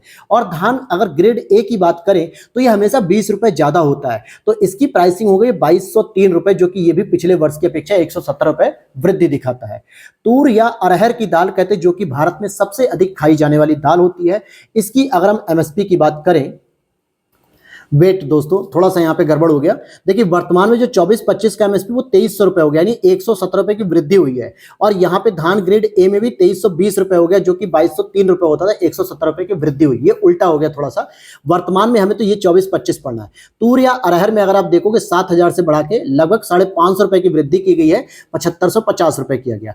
तिल की बात करेंगे तो 8635 रुपए से बढ़ा के 9267 किया गया। और नाइजर सीड, जिसको हम राम तिल कहते हैं, 7734 से बढ़ के 8717 किया गया। तो अगर हम MSP में बात करें तो जो सबसे अधिक वृद्धि देखने को मिलती है नाइजर सीड, जिसको हम लोग राम तिल कहते हैं, यहीं पर सबसे अधिक नाइजर देश में इसका उत्पादन होता है। 983 रुपए की इसमें वृद्धि देखने को मिल सकती है, आप यहाँ पे कैलकुलेट भी कर सकते हो। सेकंड नंबर पे जो वृद्धि देखने को मिलेगी तिल में देखने को मिलेगी 632 रुपए की, आप यहाँ पे कैलकुलेट करो। थर्ड नंबर पे आपको तूर या अरहर के रूप में देखने को मिलेगा, क्योंकि अरहर की जो दाल होती है वो भारत में सबसे अधिक कंज्यूम की जाती है, और जिसके प्रोडक्शन को बढ़ावा देने के लिए MSP देना बहुत जरूरी है। लगभग इसमें 550 रुपए की MSP दी गई है वृद्धि के रूप में। तो ये फर्स्ट सेकंड थर्ड ऐसी फसलें हैं जिनको सबसे अधिक MSP दी गई है। कई बार होता है क्रोनोलॉजी भी ऐसे बनती है। अब यहां पर अगर हम देखें मूलभूत पशुपालन सांख्यिकी 2023 के जो आंकड़े हैं, 26 नवंबर 2023 को मत्स्य पालन, पशुपालन और डेयरी मंत्रालय के द्वारा मूलभूत पशुपालन सांख्यिकी 2023 को जारी किया गया, जिसमें बताया गया कि दूध उत्पादन 2022-23 के दौरान हमने जो पूरे भारत का टोटल दूध का प्रोडक्शन किया 230.58 मिलियन टन रहा। फूड एग्रीकल्चर ऑर्गेनाइजेशन के अनुसार भारत कुल दूध उत्पादन में विश्व के पहले स्थान पे है। लेकिन दूध उत्पादन में जो भारत के अंतर्गत जो राज्य हैं उनकी अगर हम बात करें तो भारत का जितना भी दूध उत्पादन होता है उसमें 15.72% के योगदान के साथ उत्तर प्रदेश पहले नंबर पे आता है, और दूसरे नंबर पे 14.44% योगदान के साथ दूसरे नंबर पे राजस्थान आता है। तीसरे नंबर पे 8.73% के साथ मध्य प्रदेश आता है। अर्थात दूध के उत्पादन में यूपी सबसे पहले पे आता है, फिर दूसरे पे राजस्थान, तीसरे पे MP आता है। अगर हम अंडा उत्पादक की बात करें तो भारत में जो अंडे उत्पादन करने वाले जो राज्य हैं, सबसे अधिक अंडे का उत्पादन आंध्र प्रदेश में किया था लगभग 20.13%। दूसरे नंबर पे तमिलनाडु आएगा लगभग 15.58%। तीसरे नंबर पे आपका तेलंगाना आएगा लगभग 12.77%। देखोगे तो लगभग तीनों ही स्टेट आपके साउथ इंडिया के हैं। फूड एग्रीकल्चर ऑर्गेनाइजेशन के अनुसार कुल मांस के प्रोडक्शन में भारत विश्व में 8वें नंबर पे आता है। लेकिन अगर हम भारत के अंतर्गत बात करें तो सबसे अधिक मांस का उत्पादन होता है यूपी के अंतर्गत 12.20%। सेकंड आपका वेस्ट बंगाल 11.93%। थर्ड नंबर पे महाराष्ट्र आता है मांस के उत्पादन में। तो आप देखोगे मांस उत्पादन हो गया, दूध का उत्पादन, दोनों में ही उत्तर प्रदेश आपका प्रथम नंबर पे आता है। साथ ही साथ देश में जो ऊन का उत्पादन किया था सबसे अधिक राजस्थान में किया था 47.98%। सेकंड नंबर पे जम्मू कश्मीर आता 22.55% और थर्ड नंबर पे गुजरात आता है। चलो तो भाई ये तो हमने पढ़ लिया, तो अब इसी लगे हाथ हम रबी फसलों के लिए भी MSP जो जारी कर दी गई है हम उसे भी पढ़ लेते हैं। 18 अक्टूबर 2023 को प्रधानमंत्री नरेंद्र मोदी जी की अध्यक्षता में रबी फसलों की जो न्यूनतम समर्थन मूल्य था उसको एमएसपी को जारी किया गया पिछले वर्ष के लिए, क्योंकि अभी सितंबर में ही मैगजीन बन गई थी जबकि एमएसपी अक्टूबर में जारी होती है। तो अगर हम पिछले वर्ष की एमएसपी को ही पढ़ें तो यहाँ पे मसूर के लिए 425 रुपए की प्रति क्विंटल और इसके बाद रैपसीड सरसों के लिए 200 रुपए प्रति क्विंटल की एमएसपी उच्चतम रूप में दी गई है। अगर आप गेहूं को बेसिक देखना चाहोगे तो 2125 रुपए से बढ़ा के 2275 हो गया, 150 रुपए की वृद्धि हो गई। लेकिन सबसे अधिक जो वृद्धि देखने को मिलती है मसूर में लगभग 425 रुपए की, और सेकंड नंबर पर रैपसीड सरसों में आपको 200 रुपए की वृद्धि देखने को मिलेगी। अब चलते हैं नेक्स्ट हम टॉपिक पे, फोर्थ ग्लोबल री इन्वेस्ट की बात करेंगे। 16 से 18 सितंबर 2024 को नवीन और नवीकरणीय ऊर्जा मंत्रालय के द्वारा महात्मा मंदिर गांधीनगर गुजरात में चौथे global renewable energy meet and expo, यहाँ पे मीट का मतलब हो गया मिलने जुलने के लिए जो कहते हैं, तो फोर्थ ग्लोबल री इन्वेस्ट का आयोजन किया गया। कहां पे आयोजन हुआ? पहला प्रश्न बन सकता है, गांधीनगर गिफ्ट सिटी जिसे हम लोग कहते हैं, गुजरात में आयोजन किया गया। किस मंत्रालय ने किया? तो रिन्यूएबल एनर्जी मंत्रालय ने किया, जिसकी थीम थी 3I। क्या थी थीम? 3I मतलब इन्वेस्ट, इनोवेट और इंस्पायर, इनोवेशन और इंस्पायर। प्रथम वैश्विक री इन्वेस्ट का आयोजन 2015 में हुआ और सेकंड वाले का 2018 में और थर्ड वाले का 2020 में और चौथे का 2024 में आयोजन किया गया। तो ये आपके नवीकरणीय मंत्रालय के द्वारा इस बार किया गया है। री इन्वेस्ट का जो अर्थ होता है या अक्षय ऊर्जा निवेश का मतलब हो गया वैश्विक स्तर पे भारत की अक्षय ऊर्जा क्षमता को प्रदर्शित करने तथा बहुपक्षीय वार्ता शुरू करने के क्षेत्र में निवेश आकर्षित करने हेतु भारत सरकार का एक प्रमुख कार्यक्रम है। तो ये जो कार्यक्रम शुरू किया गया ये भारत सरकार के द्वारा ही किया गया, जिसमें पहली बार इसे 2015 में लॉन्च किया गया था, फिर 2018, फिर 2020 और अब 2024 में किया जा रहा है। हालांकि यहाँ पे कुछ उपलब्धियां भी लिखी गई हैं, इसे भी हम पढ़ लेते हैं कि 200 गीगावाट गैर जीवाश्म ऊर्जा क्षमता हेतु सर्वोच्च उपलब्धि हासिल करने वाले राज्यों की सूची। यहां पे प्रोडक्शन की बात नहीं हो रही दोस्तों, क्षमता की बात हो रही है कि कौन कौन से ऐसे राज्य हैं जिनके पास 200 गीगावाट तक नवीकरणीय ऊर्जा उत्पादित करने की क्षमता है। उत्पादन नहीं हो रहा है लेकिन क्षमता है। तो अगर आप देखोगे समग्र रूप से नवीकरणीय ऊर्जा क्षमता हासिल करने के लिए गुजरात आएगा, आपका राजस्थान आएगा, तमिलनाडु आएगा, ये क्रम से दिए हुए पहले दूसरे तीसरे। यूनियन टेरिटरीज में जम्मू कश्मीर। लेकिन अगर हम समग्र रूप से सौर ऊर्जा क्षमता की बात करें तो भाई सोलर एनर्जी सबसे अधिक राजस्थान में मिलती है, तो राजस्थान, फिर गुजरात, फिर कर्नाटक। अगर हम समग्र रूप से पवन ऊर्जा की बात करते हैं तो यहां पर आप देखोगे गुजरात में सबसे अधिक विंड एनर्जी होती है, फिर तमिलनाडु, फिर कर्नाटक। और समग्र रूप से अगर हम जल विद्युत क्षमता की बात करते हैं हासिल करने के लिए तो हिमाचल प्रदेश हो जाएगा, फिर कर्नाटक आ जाएगा, फिर उत्तराखंड आ जाएगा। तो ये आपकी जल विद्युत क्षमता हासिल हो जाएगी। तो इस प्रकार से आपका ये लेटेस्ट आंकड़ा है कि कौन कौन से राज्य नवीकरणीय ऊर्जा में अग्रणी हैं, सौर ऊर्जा में, पवन ऊर्जा में, जल विद्युत ऊर्जा में। तो ये सबसे लेटेस्ट डाटा है, इसलिए इसको आपको याद रख लेना है। आगे चलते हैं, ब्रैप की बात करते हैं। BRAP 2024 में यूपी को टॉप अचीवर का दर्जा दिया गया। 5 सितंबर 2024 को वाणिज्य उद्योग मंत्रालय के द्वारा घोषणा की गई बिजनेस रिफॉर्म एक्शन प्लान, इसका फुल फॉर्म क्या है? Business reform action plan 2022, wrap इसे कहा जाता है। इसमें उत्तर प्रदेश ने टॉप अचीवर का दर्जा हासिल किया। यूपी को 2 व्यवसाय केंद्रित यानी कि 2 बिजनेस सेंट्रिक और 1 नागरिक केंद्रित यानी कि 1 सिटीजन सेंट्रिक के रूप में टॉप अचीवर के रूप में चुना गया। तो उत्तर प्रदेश को 3 यहाँ पे अवार्ड दिए गए हैं। विश्वस्य की बात करेंगे, ये क्या होता है भाई विश्वस्य? ये राष्ट्रीय ब्लॉकचेन टेक्नोलॉजी स्टैक से संबंधित है, जो 4 सितंबर 2024 को इलेक्ट्रॉनिकी एवं सूचना प्रौद्योगिकी मंत्रालय के द्वारा विश्वस्य राष्ट्रीय ब्लॉकचेन टेक्नोलॉजी स्टैक शुरू किया गया है या लोकार्पण किया गया है। आगे बात करेंगे, अगस्त 2024 में नवरत्न कंपनियों का दर्जा प्राप्त करने वाली कंपनियां कौन कौन सी? तो सबसे पहले आपको याद रखना भारतीय सौर ऊर्जा निगम लिमिटेड, जिसको अगस्त 2024 में भारतीय सौर ऊर्जा निगम लिमिटेड को नवरत्न का दर्जा दे दिया गया। फिर RailTel corporation of India limited, इसको भी अगस्त 2024 में मिला। फिर NHPC लिमिटेड, इसको भी आप देखोगे वित्त मंत्रालय के द्वारा नवरत्न का दर्जा दे दिया गया। और SJVN लिमिटेड अगस्त 2024 में, इसको भी वित्त मंत्रालय के द्वारा नवरत्न का दर्जा दिया गया। एक पॉइंट अगर आप नोटिस कर रहे होगे तो यहां पे जो नवरत्न कंपनियों का दर्जा दिया जा रहा है वो वित्त मंत्रालय के द्वारा ही दिया जा रहा है। अब इस तरीके से अगर आप देखोगे कि नवरत्न दर्जा प्राप्त कंपनियां 2 सितंबर 2024 तक की अगर हम लिस्ट के हिसाब से देखें तो टोटल अभी 25 हो चुकी हैं 2 सितंबर 2024। और आप क्लास कर रहे हो लगभग आप देखोगे कि 19 अक्टूबर के आसपास आप ये क्लास देख रहे हो। अब आगे यहां पर देखते हैं कि वर्ल्ड ट्रेड स्टैटिकल रिव्यू 2023 यानी कि विश्व के स्तर पे जो व्यापार है उसमें भूमिका किसकी कितनी है। 21 जुलाई 2024 को वर्ल्ड ट्रेड ऑर्गेनाइजेशन के द्वारा वर्ल्ड ट्रेड स्टैटिकल रिव्यू 2023 जारी किया गया। तो पहला ही प्रश्न इस पॉइंट में बन सकता है कि वर्ल्ड ट्रेड स्टैटिकल रिव्यू किसके द्वारा जारी किया था, तो ये आपका वर्ल्ड ट्रेड ऑर्गेनाइजेशन होता है, जिसने कहा कि 2022 में विश्व पण्य व्यापार, पण्य मतलब होता है वस्तुओं के व्यापार में निर्यातक और आयातक कौन कौन था। तो अगर हम बात करें पूरी दुनिया में सबसे अधिक वस्तुओं का निर्यात कर रहा था चीन, दूसरे नंबर पे यूएसए। इंडिया की अगर हम रैंक की बात करें तो 18 नंबर पे इंडिया आता है, जो पूरी दुनिया में विश्व पण्य व्यापार में निर्यात कर रहा था। और आयातक के रूप में अगर हम देखें सबसे अधिक वस्तुओं को आयात कौन कर रहा था, कोई भी वस्तु हो सकती है, यूएसए कर रहा था, सेकंड नंबर पे चाइना कर रहा था, थर्ड और नाइन्थ नंबर पे आपका इंडिया था। तो जस्ट डबल कर दीजिए, 9th नंबर पे हम आयातक थे और 18th नंबर पे हम क्या थे, निर्यातक। यानी हमारी निर्यात कम हो रहा है, आयात ज्यादा हो रहा है। और यही वजह होता है कि हमारा करंट अकाउंट डेफिसिट क्या होता है, हमेशा घाटे में रहता है। आगे बात करते हैं इसी दौरान कि अगर हम 2022 में ही सेवाओं के बारे में देखें तो सेवाओं का जो निर्यातक है सबसे अधिक यूएसए हमारा सेवाओं का निर्यात करता है, सेकंड नंबर पे यूनाइटेड किंगडम और 7th नंबर पे हमारा इंडिया आता है जो सेवाओं का निर्यात करता है। लेकिन उसमें भी सबसे अधिक जो हम निर्यात करते हैं सॉफ्टवेयर इंजीनियर के रूप में हम ये सुविधाएं देते हैं। आयातक के रूप में पहले नंबर पे सेवाओं को आयात करने वाला देश भी यूएसए, सेकंड नंबर पे चाइना है और 9th नंबर पे आपका इंडिया है।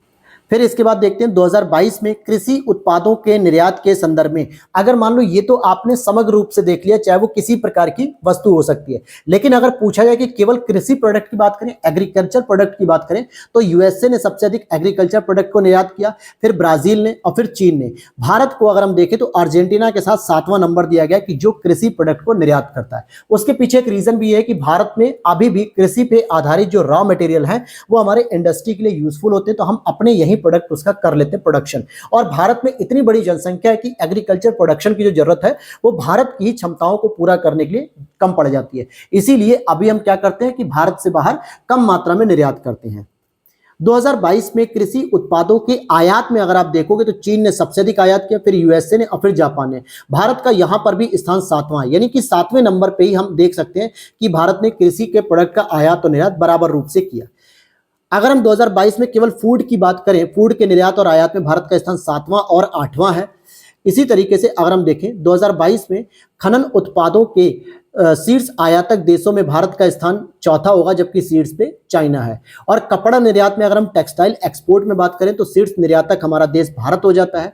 ठीक इसी प्रकार से अगस्त 2024 के भारत सरकार के आंकड़ों के अनुसार भारत विश्व का दूसरा सबसे बड़ा एल्यूमिनियम का प्रोडक्शन करने वाला देश बन चुका है, तीसरा सबसे बड़ा चूना का उत्पादक देश हो गया और चौथा सबसे बड़ा लौह अयस्क का उत्पादक हो गया है। यानी भारत आपके एल्यूमिनियम इंडस्ट्रीज में सेकंड है, थर्ड नंबर पे चूना और फोर्थ नंबर पे लौह उत्पादन का मतलब लौह अयस्क का उत्पादन करता है।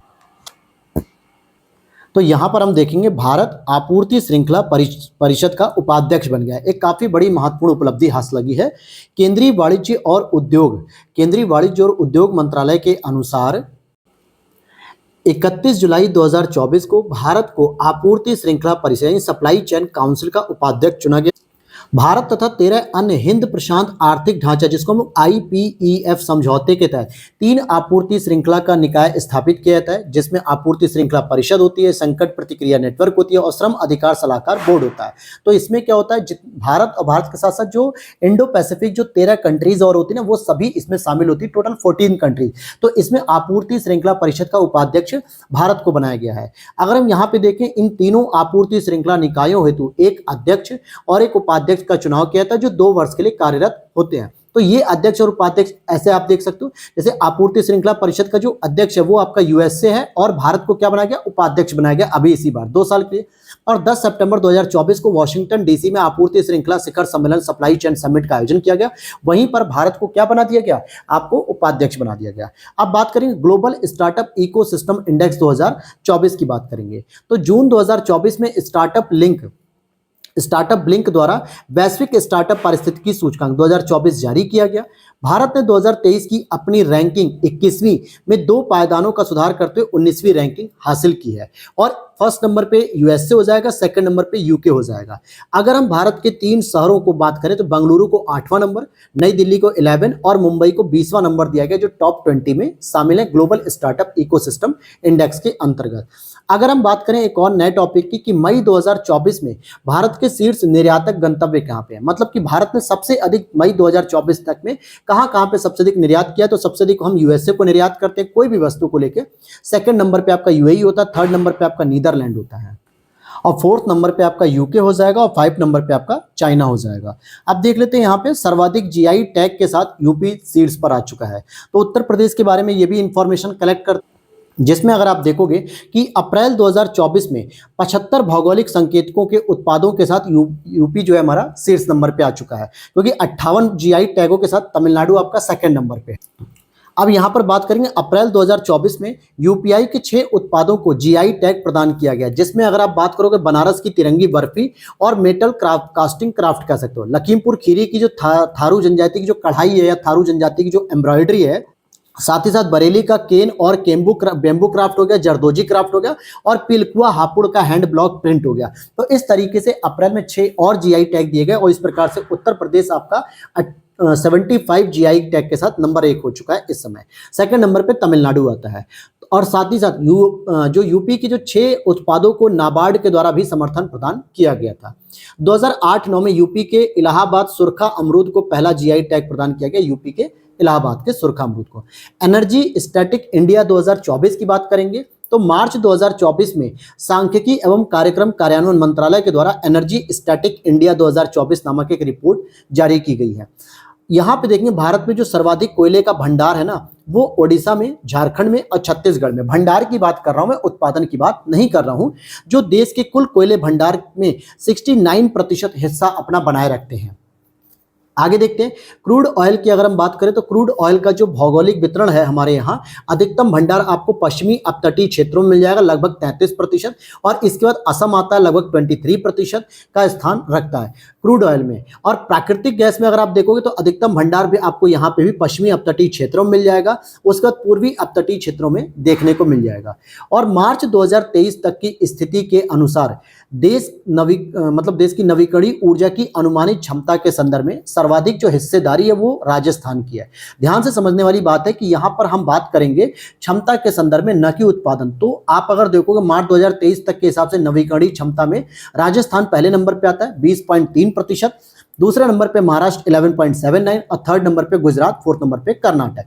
लेकिन अगर हम जल विद्युत क्षमता की बात करें तो कर्नाटक की जल विद्युत क्षमता सर्वाधिक होती है लगभग 3.63 गीगावाट। वहीं अन्य नवीकरणीय संसाधनों में सर्वाधिक हिस्सेदारी राजस्थान की होती है। अब यहां पर देखते हैं विभिन्न राज्यों में जो लॉजिस्टिक ईज जो रिपोर्ट दी जाती है, यानी कि जो आंकड़े दिए जाते हैं, इंडेक्स जो लीड्स के नाम से जाने जाते हैं।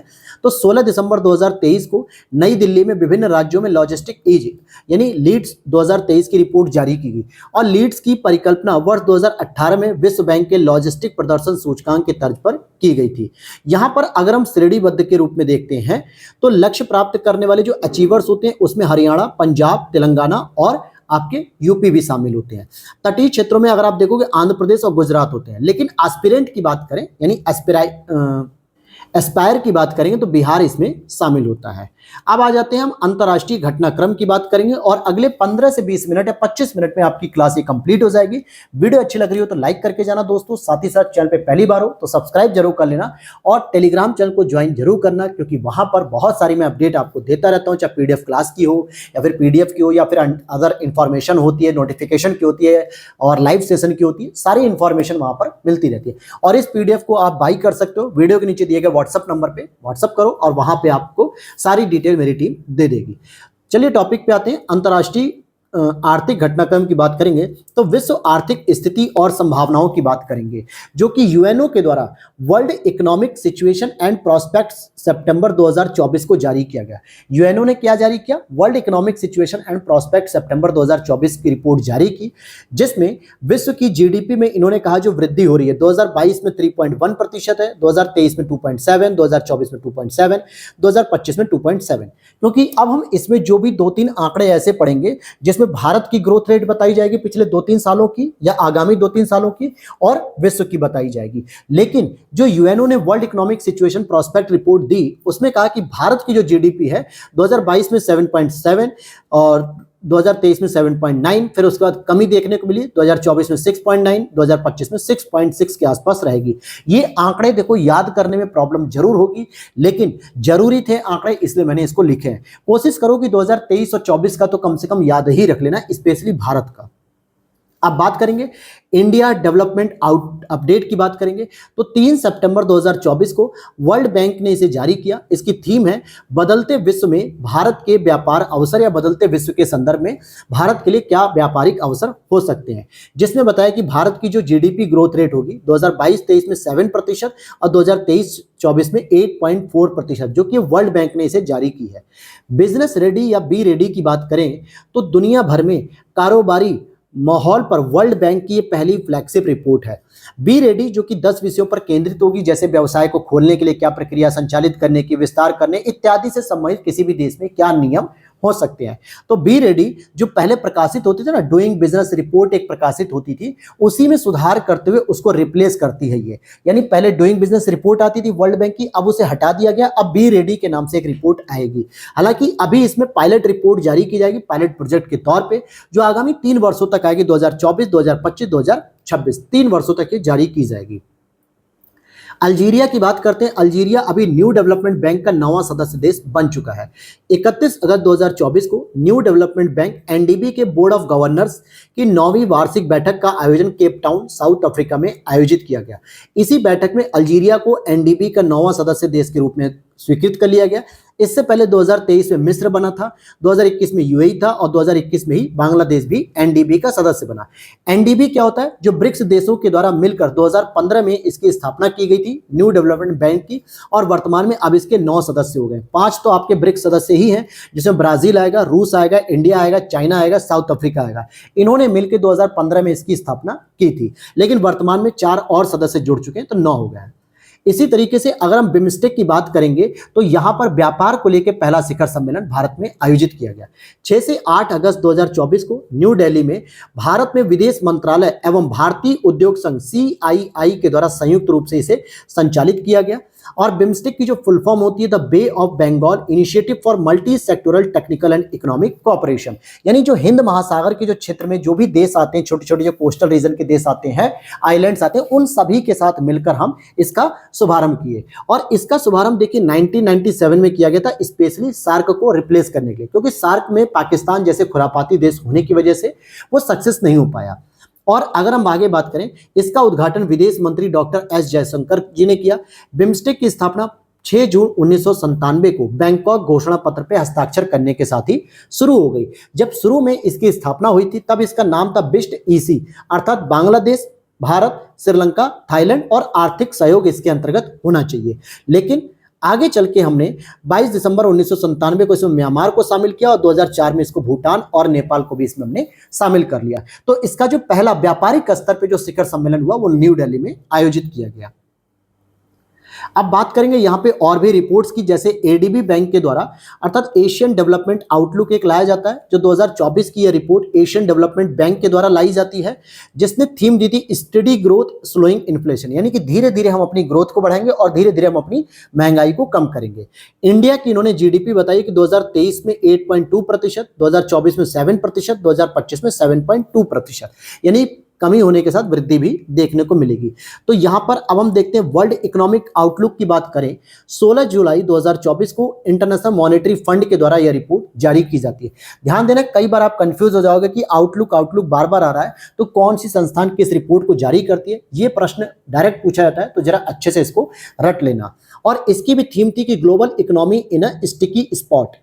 यहां पर इन्होंने विश्व की GDP बताई 2023 में 3.3, 2024 में 3.2, 2025 में 3.3, लेकिन भारत की बताई है इन्होंने सेम 2023 में 8.2, 2024 में 7.0 और 2025 में 6.5। तो ये इस तरीके से डायरेक्ट प्रश्न बन जाएंगे, तो फिर आप कुछ भी नहीं कर पाओगे। नेक्स्ट टॉपिक आपका है वर्ल्ड पॉपुलेशन प्रोस्पेक्ट्स की बात करेंगे। तो 11 जुलाई 2024 को UNO के द्वारा 2024 की रिपोर्ट जारी की गई है और 2080 तक बताया गया है कि 2080 के दशक तक लगभग 10.3 बिलियन आबादी हो जाएगी, जो कि वर्तमान में 2024 में 8.2 बिलियन से अधिक है। 2024 में वैश्विक स्तर पर जन्म के समय जो जीवन प्रत्याशा है वो लगभग 73.3 वर्ष है। अब यहां पर देखेंगे हम ग्लोबल रेमिटेंस पे जो रिपोर्ट आती है, जिसको वर्ल्ड बैंक ने जारी किया जून 2024 में। नाम क्या था? Migration and development brief 40 report के नाम से जारी किया। इन्होंने बताया कि 2023 में जो सबसे अधिक रेमिटेंस प्राप्त करता देश है जिसमें भारत आता है, जिसने लगभग 120 करोड़ डॉलर से अधिक का जो है कि रेमिटेंस प्राप्त किया।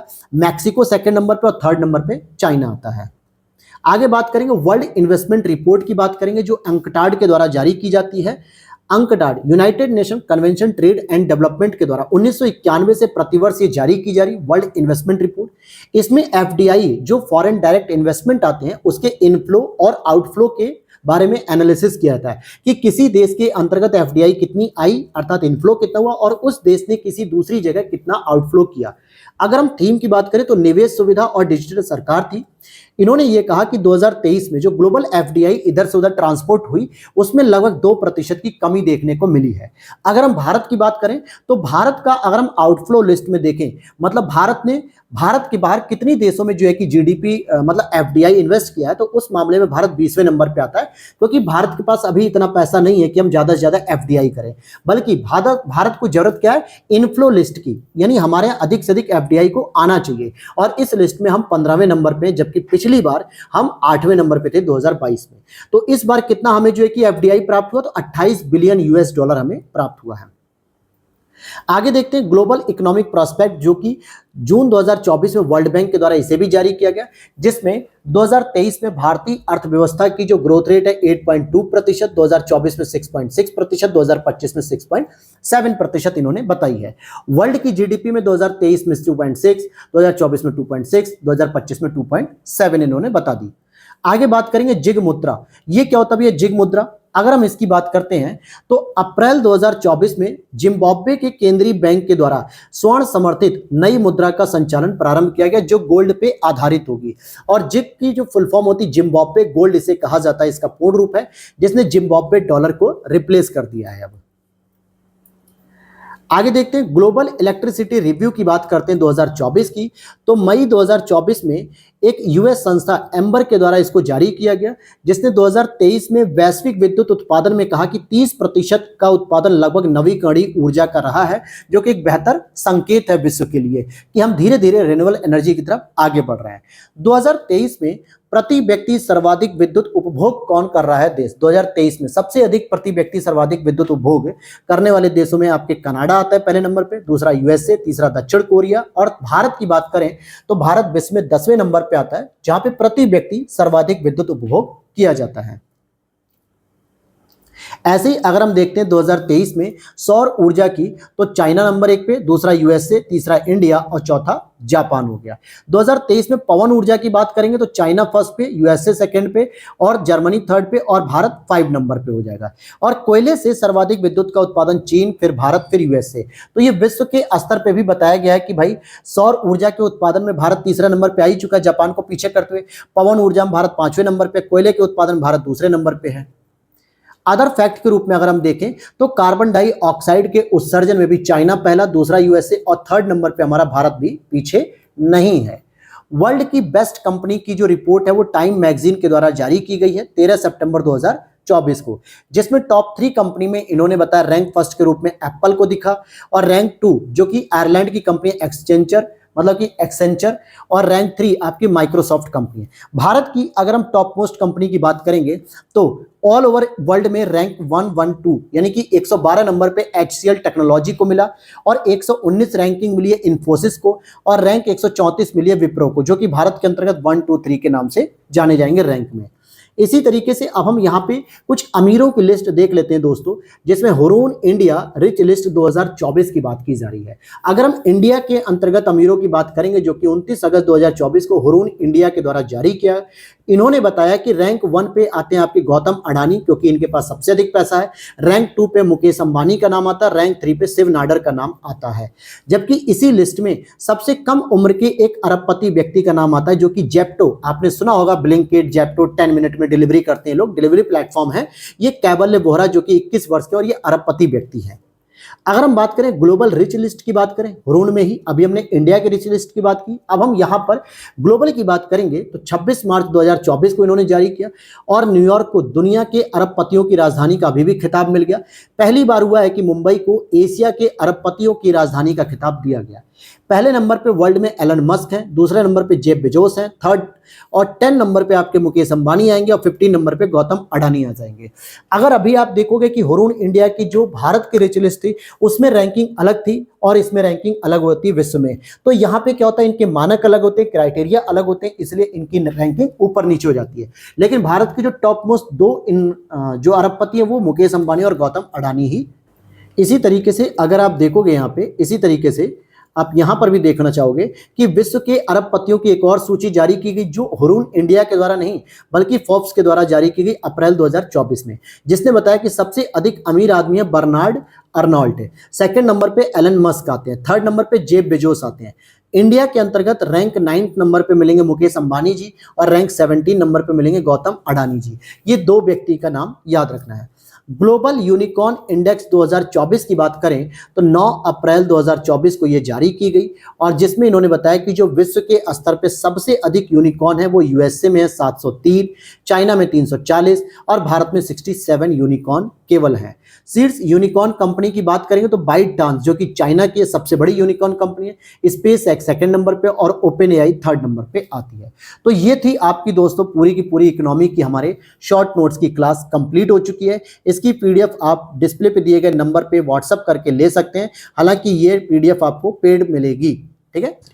इस पर आप व्हाट्सएप करके आप इस पीडीएफ के बारे में डिटेल ले सकते हैं। चैनल पे पहली बार हो तो सब्सक्राइब कर लेना।